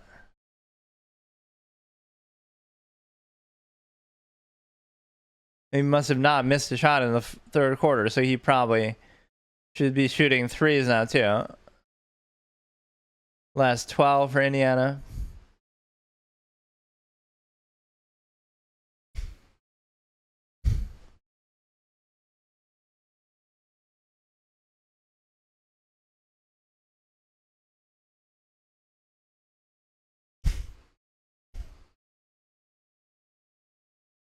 Imagine losing to TJ McConnell. Like, this franchise should just retire and go back to Seattle if you end up losing to TJ McConnell.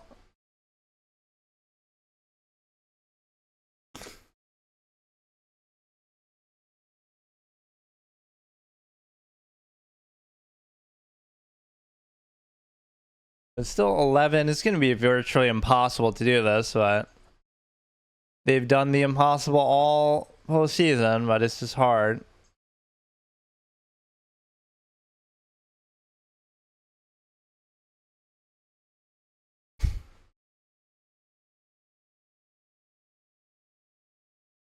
They're in the bonus, but they only have a minute left to take advantage of it.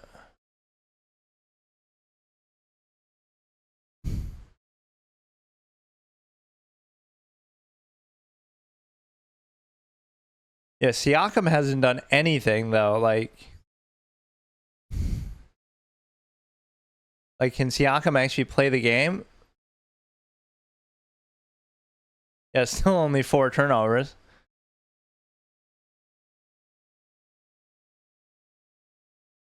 That's his like first missed shot. Yeah, TJ McConnell became Michael Jordan for a quarter, and you're still gonna lose. So many timeouts. All right, so now, where does the knight go that would stop it from getting to the back rank? I'm very clear on what I need to do, but I can't figure out how to do it. A 2-move sequence that would allow you to move it there, and I just cannot figure it out.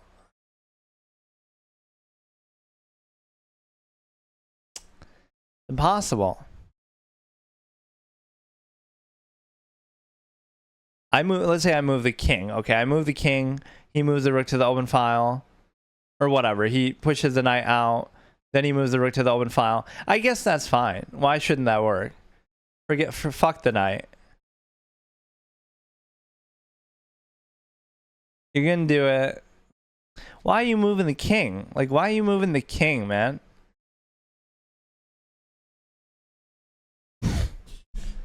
Okay, the king has been preserved in a good position here, so I'm not upset about that at all.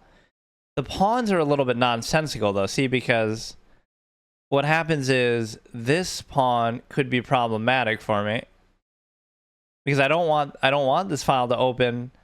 But if he goes here, I take.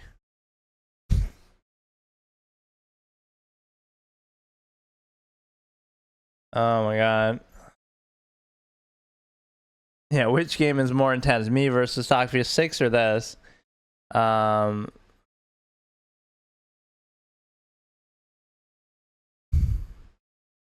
13-point game.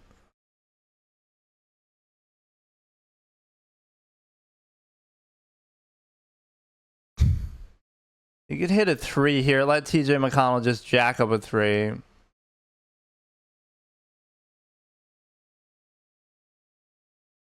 Yeah, can Siakam actually wake up and do his voodoo black magic?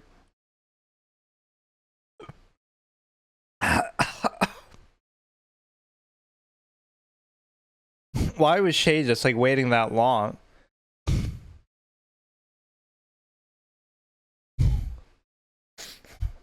They really would be Choklahoma if this goes wrong.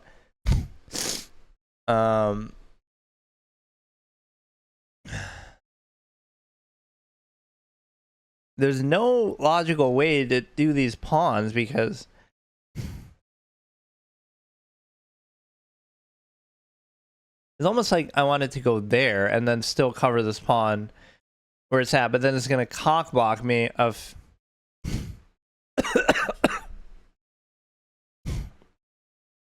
it's gonna cock block me from the perspective that I don't know what's happening.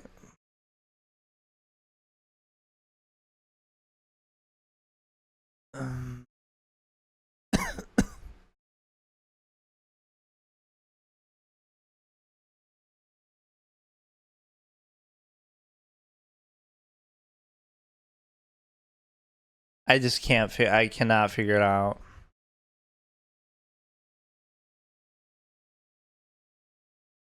Like I can't do that. I cannot give him the open file. I can't do it. It doesn't matter. Like I literally I'll let him take, but I cannot give him the open file.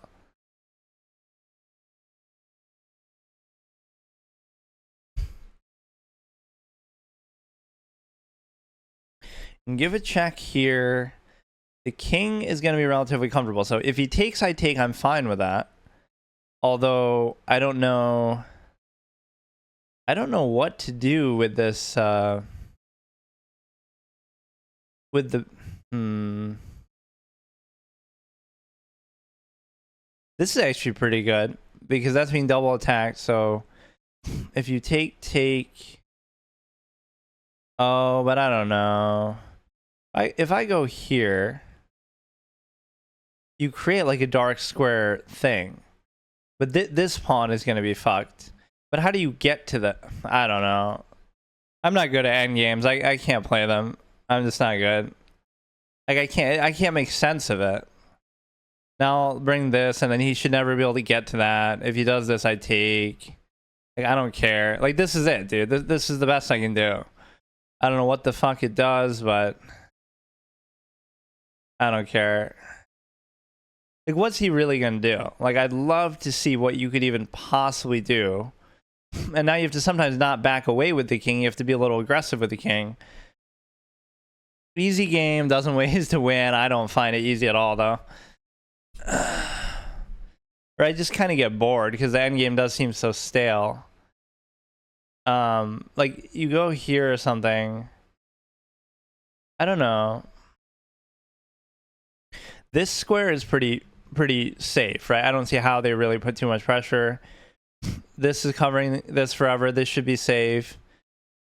The knight is sort of free to move. I don't really need it there, but I cannot comprehend where it would need to go. So I bring this behind. What does it do? What does it do? Like if I go up, you can give another check. If I go here, I just don't even get what you're trying to do in that. I don't understand. You can't do anything, but what is his next move? I'm never going to be able to go through here. I can't even do it. So why even bother? Oh, this could be something. I could actually get that one. I could actually pursue that considering how slow and stale this is going to be. Let's actually go for it. Fuck it. Okay, let's watch though. 13-point game, beginning of fourth quarter, 11. Wait, how is it already 20 seconds in? 11:39, 38.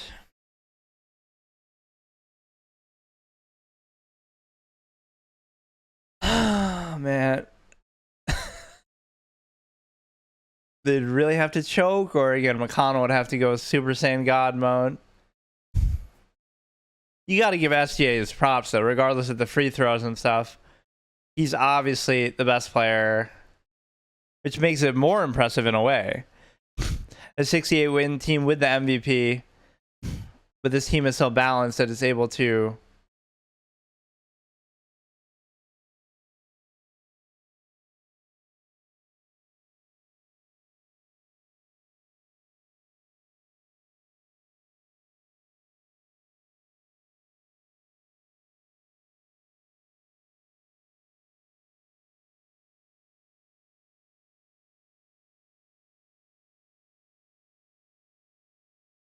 yeah, nobody even touched it. I don't know what he's doing.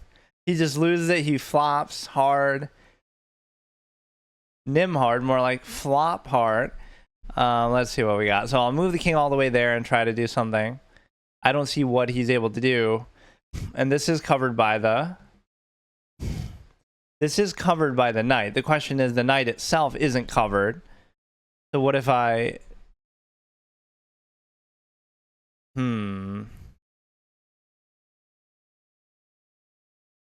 Something could go wrong with that because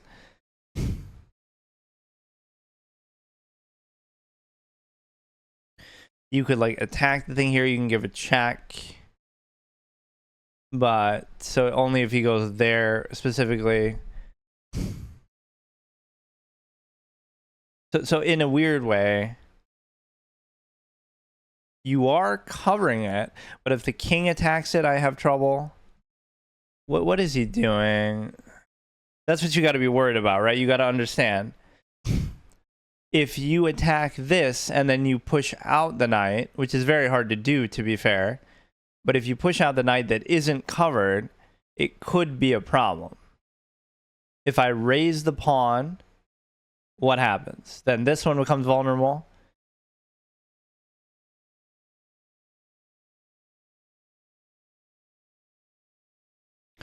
Now the knight could reposition to here and check.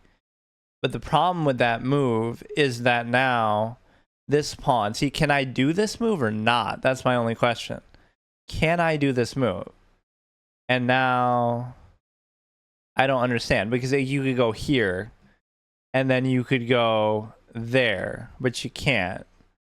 I don't. Endgames are hard. I don't know why people act like they're not. It's so like nonsensical what's happening. I have no concept of what's going on. Is he really gonna promote that shit? Like, I don't even care. It's so annoying. If he gets this, he can try to get this. Like, I don't know. Now it becomes a question of you could even do something more now. Look at this bishop, dude. This bishop is gonna be God. Here's what you can do. You can go here. This is gonna be it. You go here with the knight. Then you go here. That way this is covered, this is covered, this is covered, and then this you can't even get to. This move looks ridiculous. This move looks silly.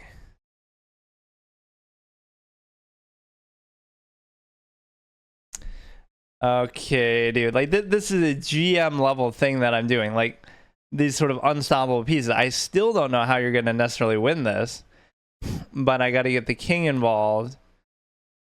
But I mean, this is about the best you're going to get. They're both on a dark square, but I can't really check. I could check and then...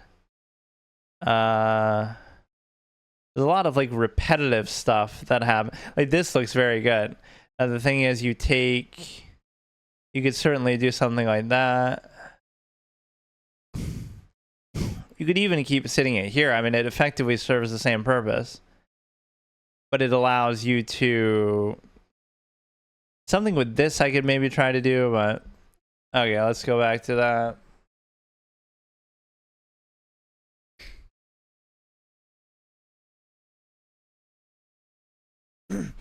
The Siakam just kind of... Siakam kind of hasn't done anything. This is kind of a little delayed. He started off pretty good. Let me see each team. Miles Turner has 6. Siakam has 13. Like, Siakam needed to have like 30, man. Nimhard had 11. McConnell has 16. He's the hero. Shea has 25, which again, I cannot argue with that at all.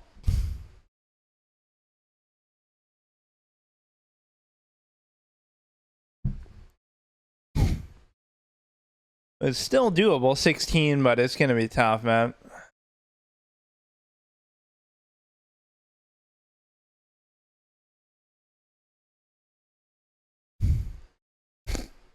Taking advantage of a size mismatch? No, that's not allowed. Just jack up at 3, modern NBA. And you'll take a fadeaway jump shot. Like, how about you actually post up?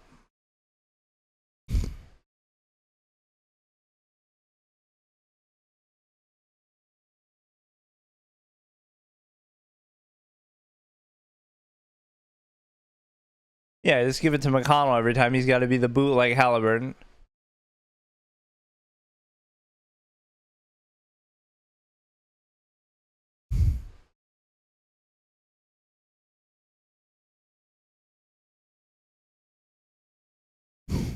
I like how the commentator is trying to say, oh, it's because they don't want him to create shots for other people. No, it's because he's a bench player that nobody normally cares about or, you know, has on their radar. That's why he gets so many one-on-ones. You don't expect him to be this good. Just like the old JJ Barea effect.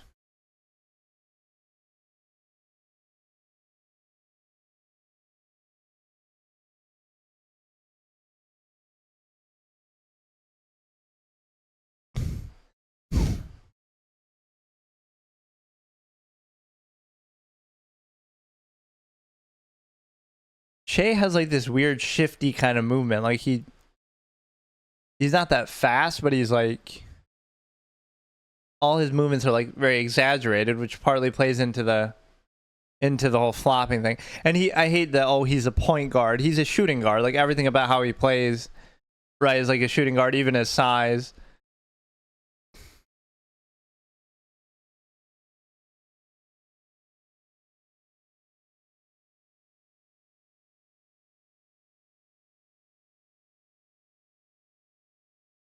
Holmgren is playing like a bunch of little kids right now.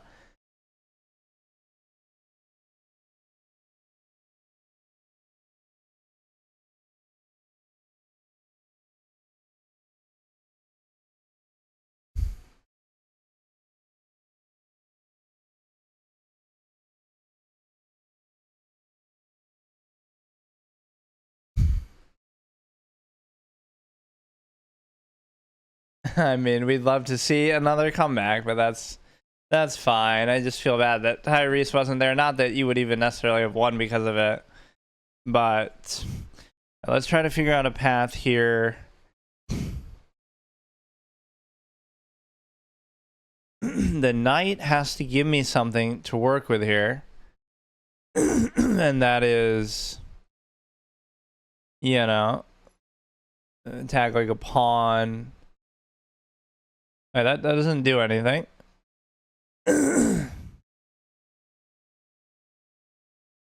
So now you would possibly be able to win this if I'm not mistaken. Because here's what's going to happen, right? I'm going to e5 with the knight, checking, also attacking the other pawn. Then he's going to go and continue to cover it. But then, like, where does he continue to cover it? Like,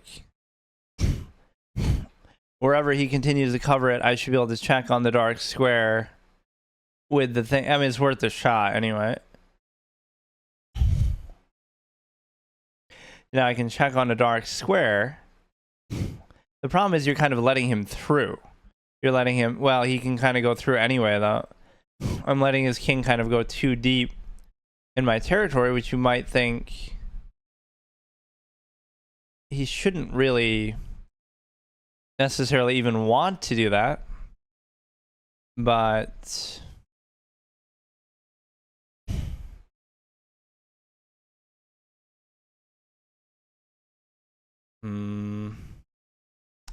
might be a bad idea. But again, these are so, there's nothing he can do with these two pawns. And why is that? Because there's nothing to trade them for. It doesn't matter about the king, right? You can't do anything. You might be able to go after this one if you really want to, but my king should be able to match that. This pawn actually has become a bit of a liability in that as well, because there could be some problem with that. But then again, the act of you doing that is immediately going to let me take some as well. Like, this spot is pretty strong because you're attacking both. Now, maybe I'm mistaken, but it looks like he's giving me that. And now, why did he even have to do that? Why did he even have to do that? Because, see, what's he gonna do? He's gonna sack the rook? Like, I don't even see it, so I don't care. Then the king comes through. Like, am I really scared of the king doing that? I probably should be. I don't get it. What are you gonna do? You can do nothing. Like, I don't get this game.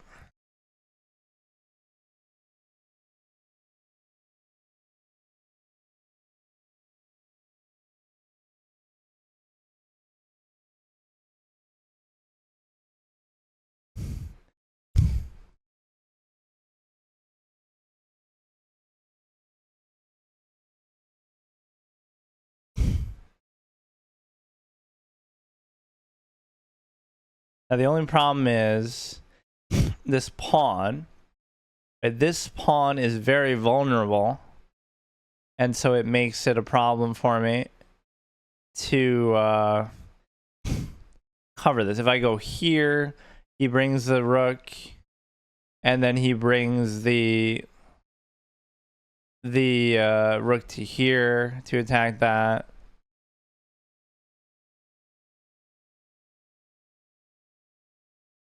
Like, it's still gonna be hard.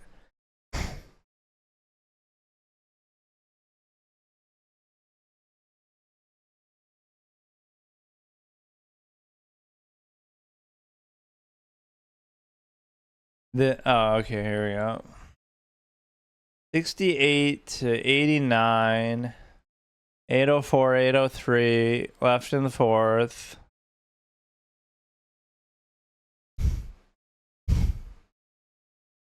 Dort just fouled SGA.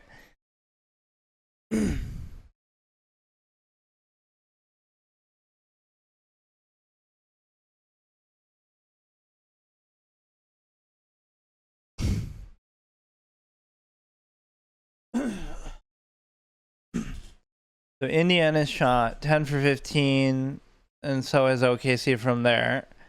They have the same number of threes, but OKC attempted way more, 10 more.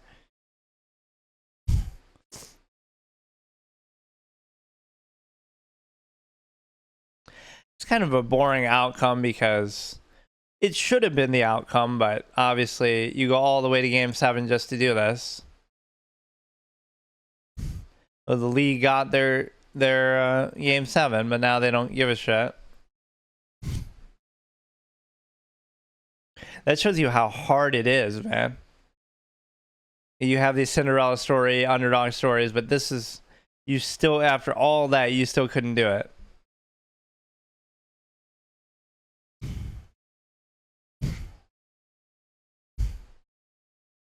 But that's like a fallacy that sometimes these sports commentators use.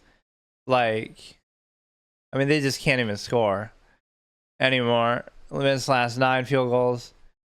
Like, oh, it's a failure that Luka didn't win the finals last year, but they didn't even pick him to get there. So it's not that he overachieved and deserves credit for making it there. It's that he's done a bad thing by not making it there, or by not winning once he makes it there. It's the same thing. Like, this Pacers team way overachieved, so you shouldn't have anything negative to say about them, but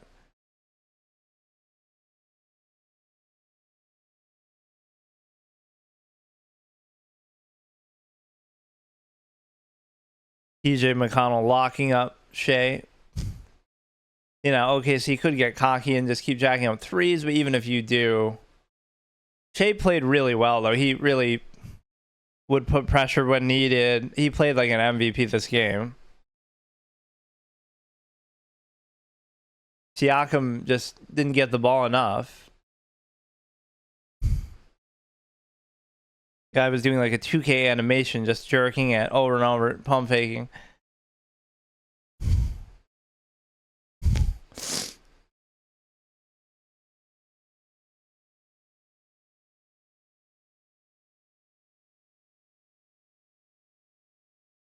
It's delayed there because it shows that he already made the free throw. That's so weird.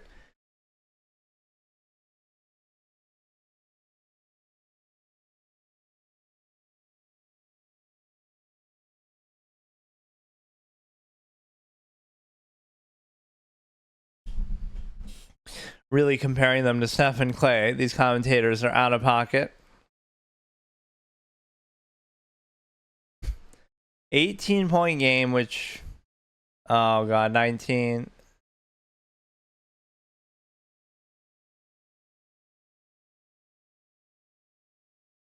He's gonna be a drama queen. Yeah, now Seattle officially gets a franchise back. Should be the agreement long held by the league that, oh, if OKC win the title,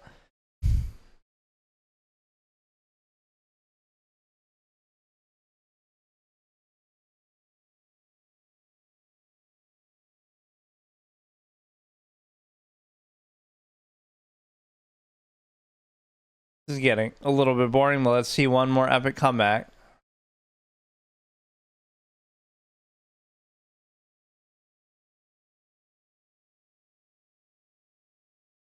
That is so boring, though. That, yeah, you don't even get to see the best player as much as you respect Siakam.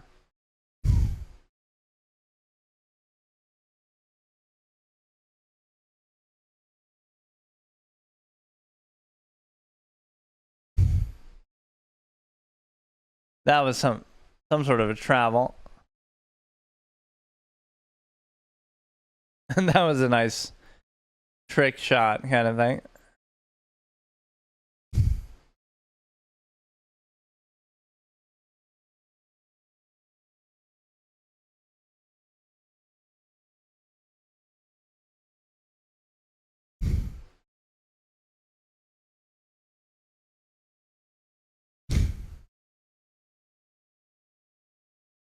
It was so close most of the way, even in the first half.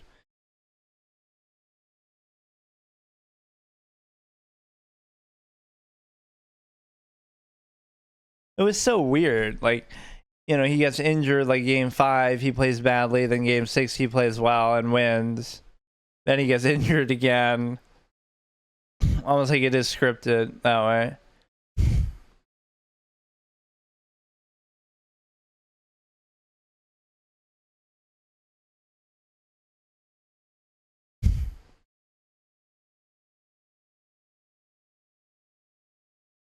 It's a huge free throw to cut it to 17, kind of like the whole Chris Paul meme.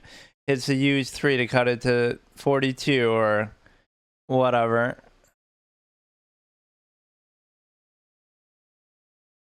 Oh, here comes the comeback.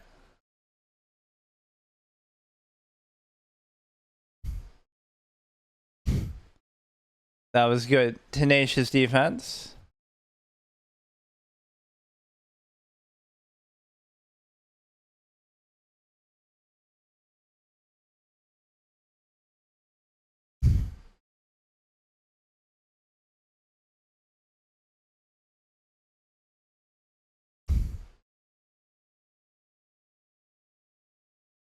It'll be 15. You just got to hit a couple threes. Let TJ McConnell, as much damage as he did there in the third quarter, I don't think he took or made a single three.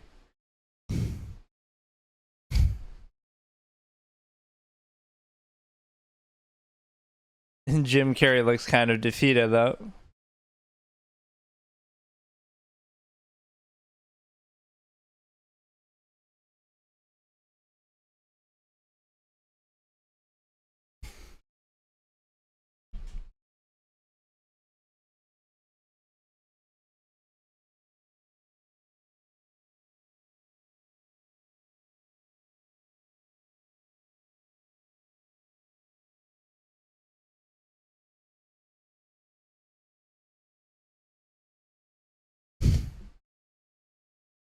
Everybody's so dramatic when they get fouled, like as if to validate that, oh, I really was fouled. It wasn't a flop.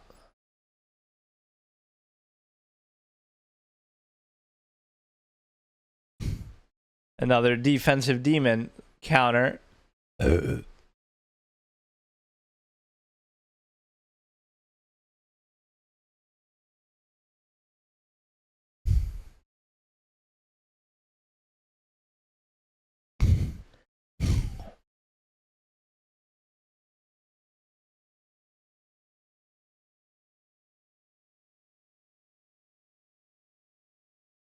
This kind of shit slows the game down so much, too.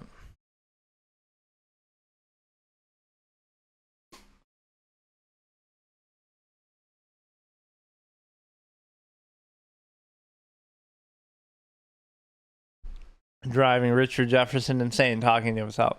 All right, here, let's just...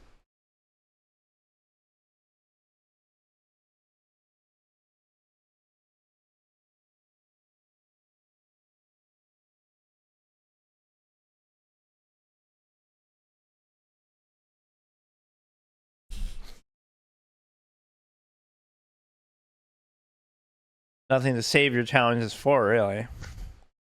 25 for 64 versus 34, so they've made 9 more field goals.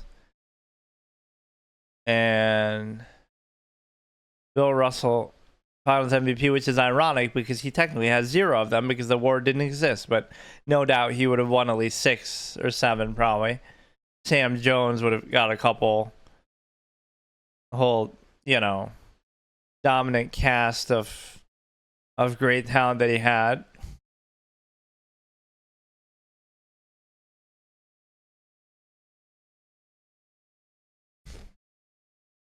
Like, even Wilt only has 1 Finals MVP technically, but he would have won it in the other one too if the award existed.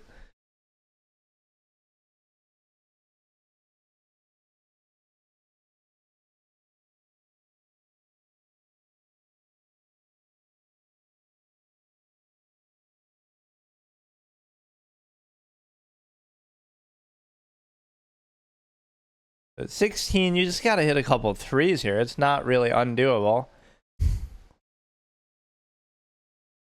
Or just keep spamming fouls.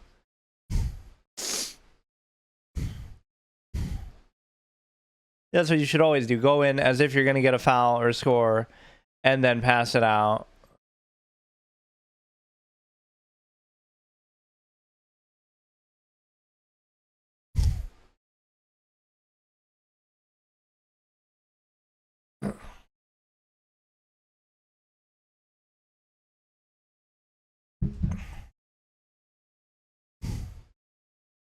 You look at the quarters 22 to 25, 26 to 22. This is that third quarter 20 to 34, out of which McConnell scored like 13. I haven't been this shocked by McConnell since McConnell Rhett decided not to stream because he's collecting welfare checks that would mess with his income if he streamed on his channel with all this Asmongold overflow viewership and support.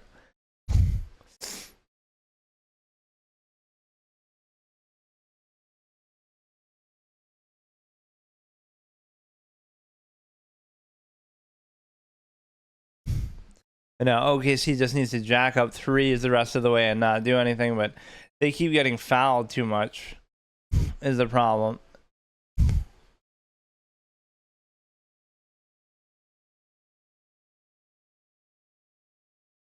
9-1 run, which isn't very encouraging considering you're still down by 14. They've done this so many times. Let's get one more to cap it off.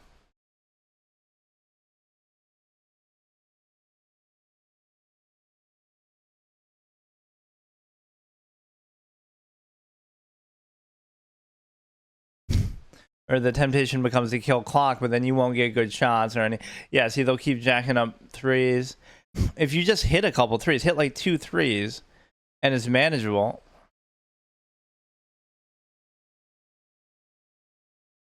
Nobody, I don't feel like they've hit a 3 in a while. Okay, 12-point game. Oh my god.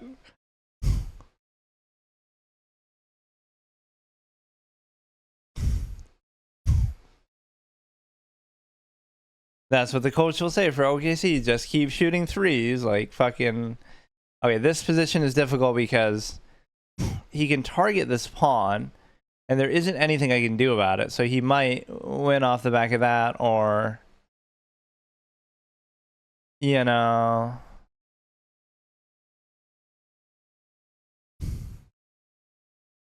His king is in somewhat of a good position that way.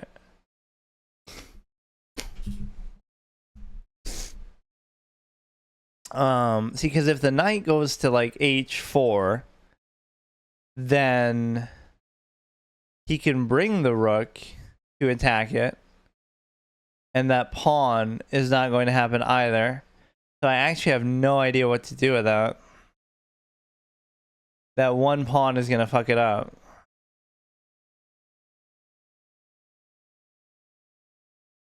I don't know. I give up. I can't do this. I mean, now he has the open file for the rook. Or I'm happy with that. That maybe was the best thing he could have done for me, because what's he gonna do now? I don't know, he's just making nonsensical moves. You can't do anything though. You can't do it.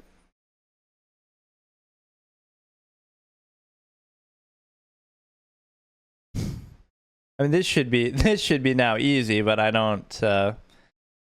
I get maybe too complacent. Like I could just sit here forever. There's nothing he can do. He could sack the rook for a pawn and a bishop with this many.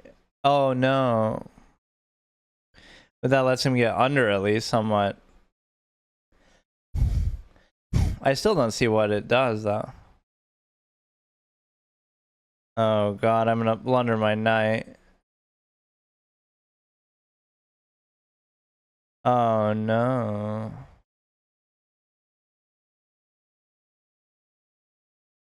Oh my god.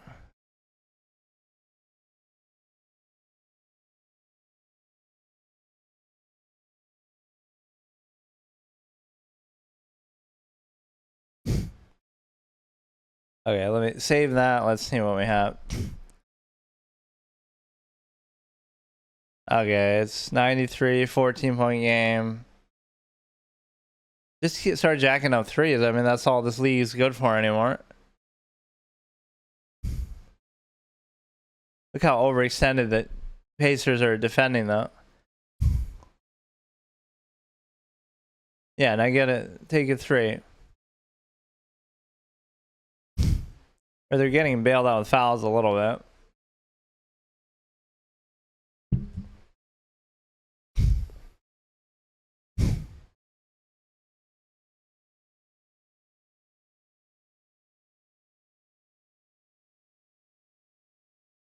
He's getting a taste of his own medicine with the no touch foul.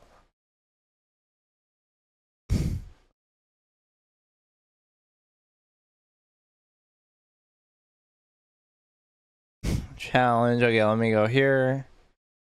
Now you got to be careful with how you might get like a 50 move rule type of issue here. You're letting me, or you know, I value this more a little bit, bringing the king in, and then you take this. Now, I mean, this is about as clear of a win as you could possibly have, but knowing me, I'll still fuck it up. Let's just try to escort it with the king alone. But let me raise the king up enough where it can't be stopped, basically.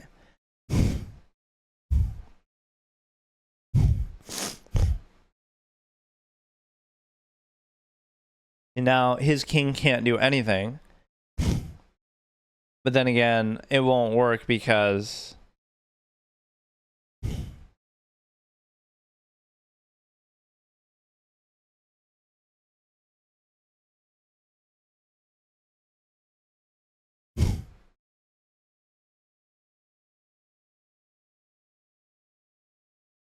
I don't know exactly how to do this, but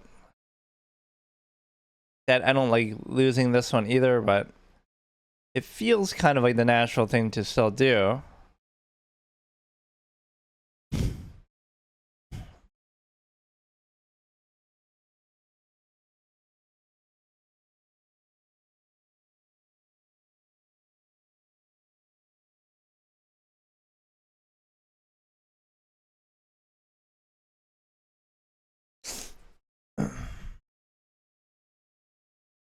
Now you could do this. Okay, we're getting close. What a time to beat it too, during when I'm reacting to something else. And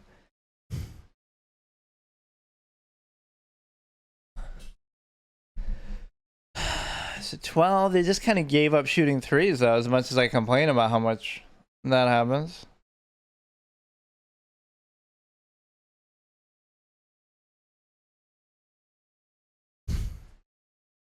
Or miss it on purpose and get another possession, bounce it back to you.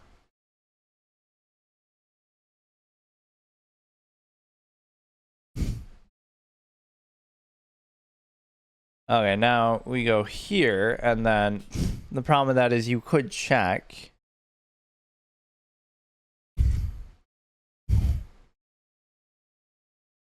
You go here. You go here.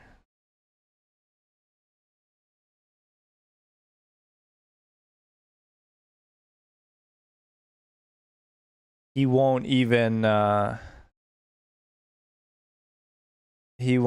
do that. Why wouldn't he even have took with that?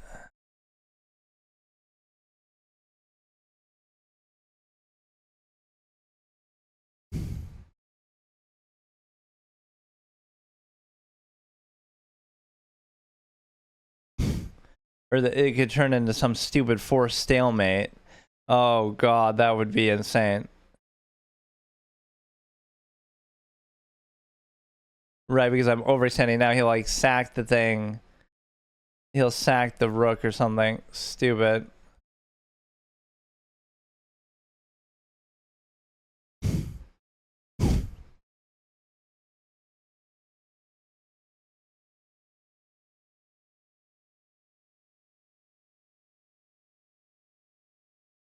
Oh, you get rid of that. Oh!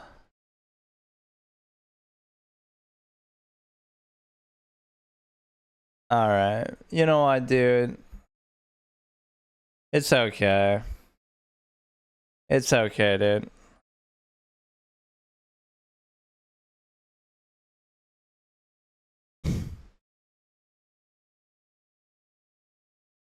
Did they keep jacking up 3? I can't believe that.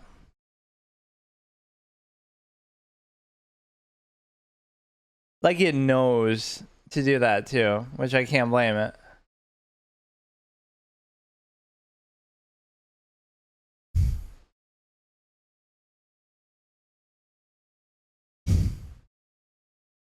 I even just said that, didn't I? Like, oh, I hope it's not a... you know, they'll do some cheeky stalemate.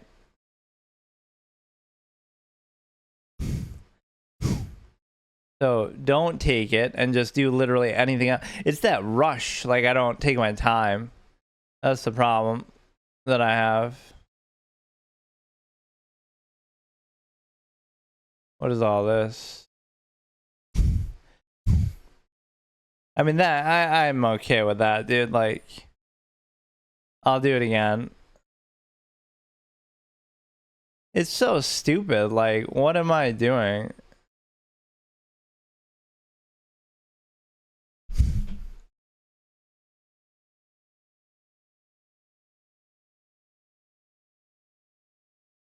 You gotta get some steals.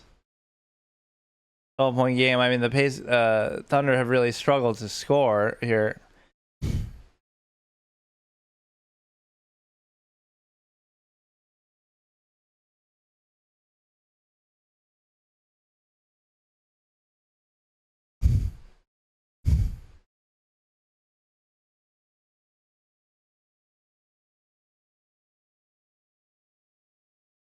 Somebody's just got to start jacking up 3s.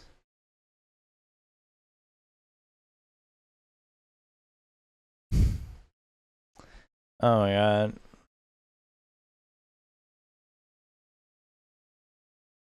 That just shows you the kind of player I am, though. Like, I've had that multiple times. Like, I don't care. I don't even care.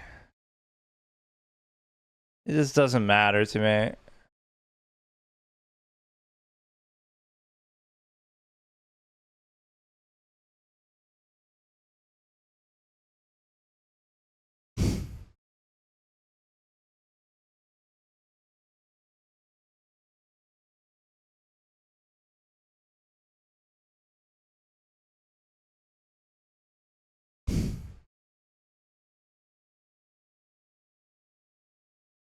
His potential is limitless. Look at the glaze.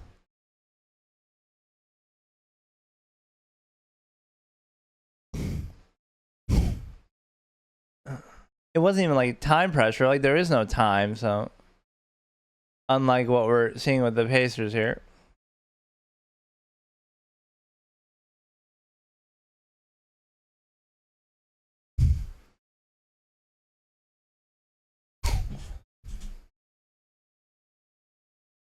That's a good deflating way to come back with okay, see.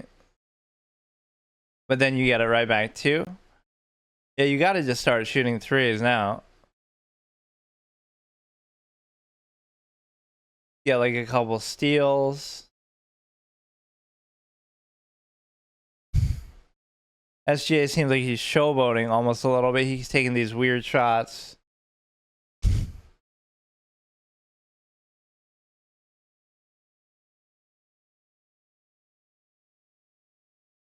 It starts as the fake. There was no fake.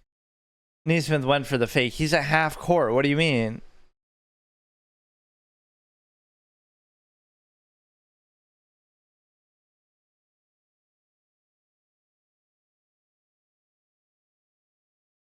He kicks the chair like he's really...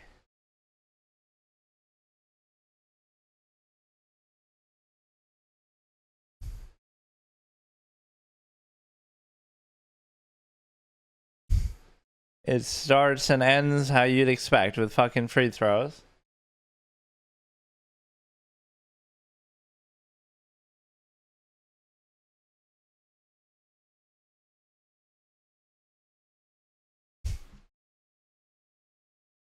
Why is he saying multi-all NBA? Like, oh, like defensive team too?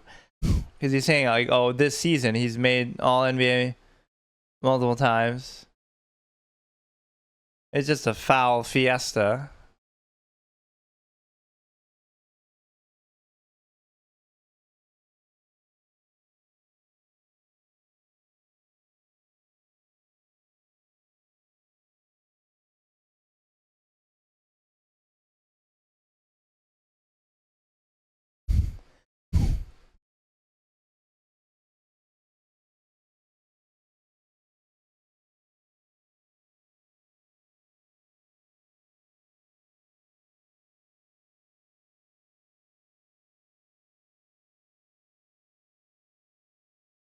What does that mean by Doris? This has been an adventure for them.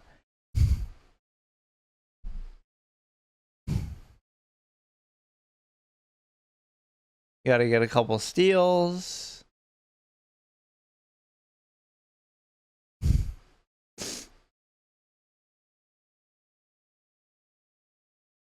Everything is a foul. You know, people complain about that, but ultimately they shot pretty much the same number of free throws. In fact, right now Indiana has shot more.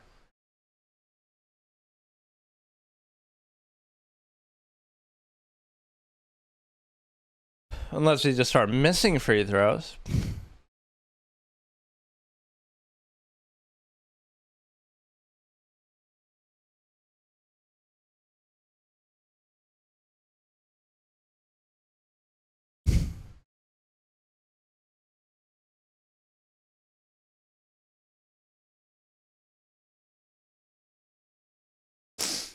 Sam Presti the GOAT, who deserves part ownership after everything.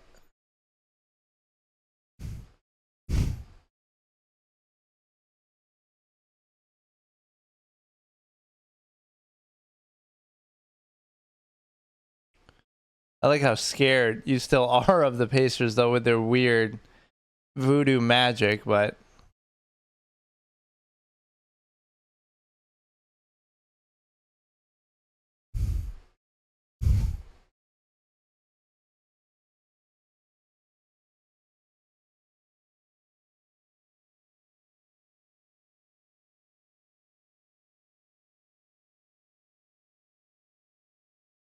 may as well get your fill of fouls in then.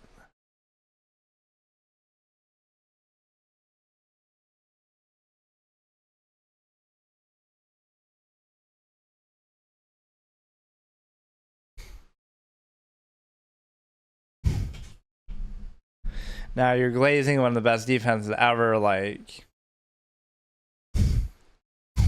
it always felt like they were able to defend you more than you were able to defend them because of the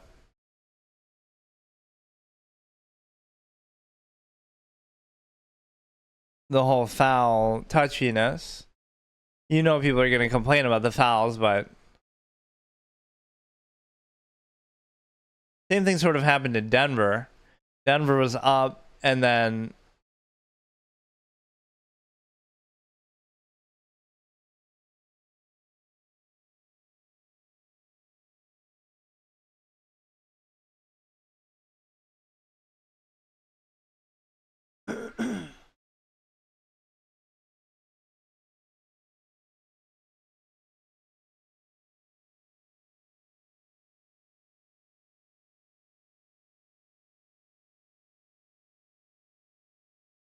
that's why, like, you're still more impressed that they even got this far, but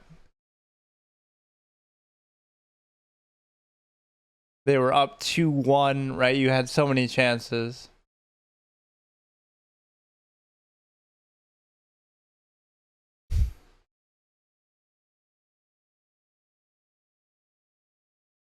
Imagine if they come back, 32 seconds left. They almost did this against like the Bucks.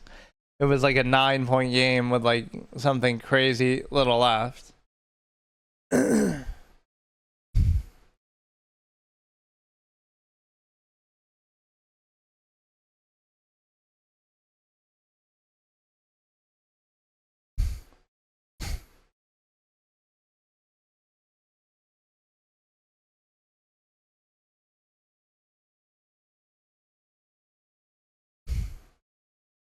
No. See, Carlisle shouldn't empty his bench.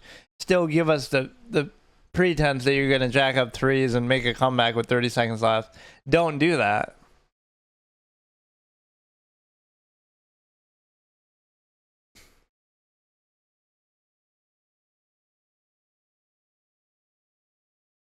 Or actually, Dangerous AI made that prediction that, oh, the Pacers are going to win Game 7, or he had Adam Silver say it.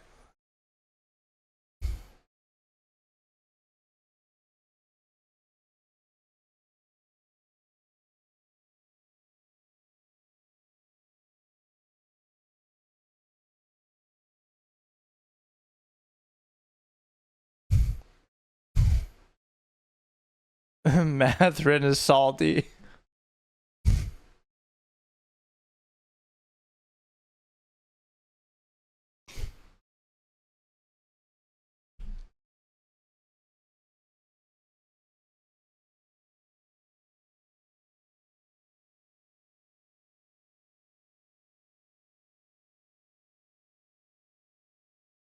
And now there's going to be all that talk that, oh, Shea is better than Kevin Durant or the greatest Thunder player ever. No, it's Jack Sigma, who used to play for the Sonics, or it's Dennis Johnson, who won the Finals MVP.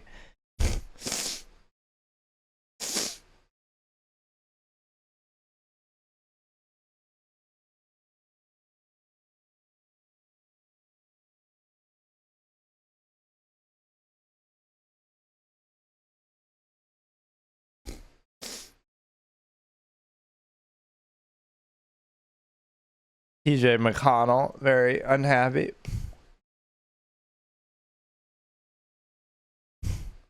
All right, that's enough. And then, so basically, we had beaten it.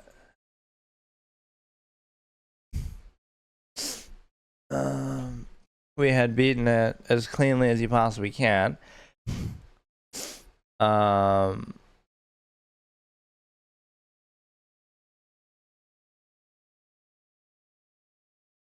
We get like a stalemate in a weird spot there, but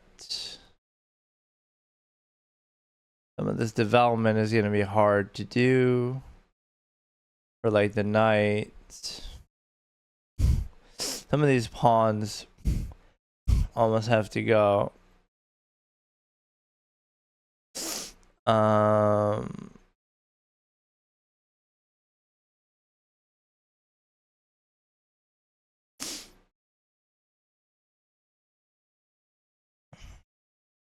You're doing that to pin it. We can come back here. There might be a sack. Okay. Okay.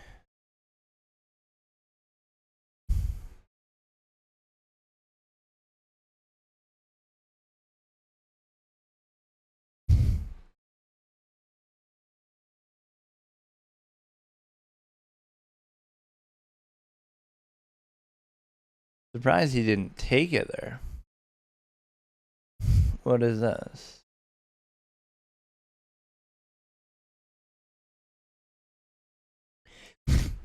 Now this back rank would be a little bit scary, because even though I could seemingly take this, you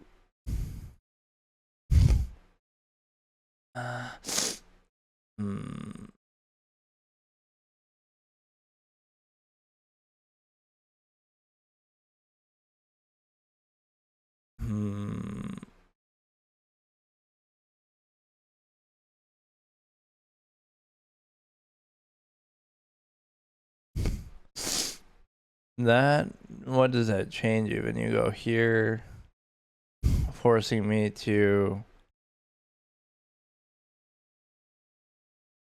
what?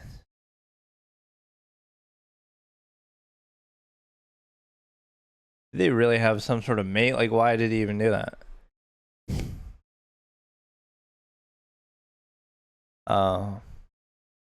Yeah, I mean, I'd come as close to beating as you possibly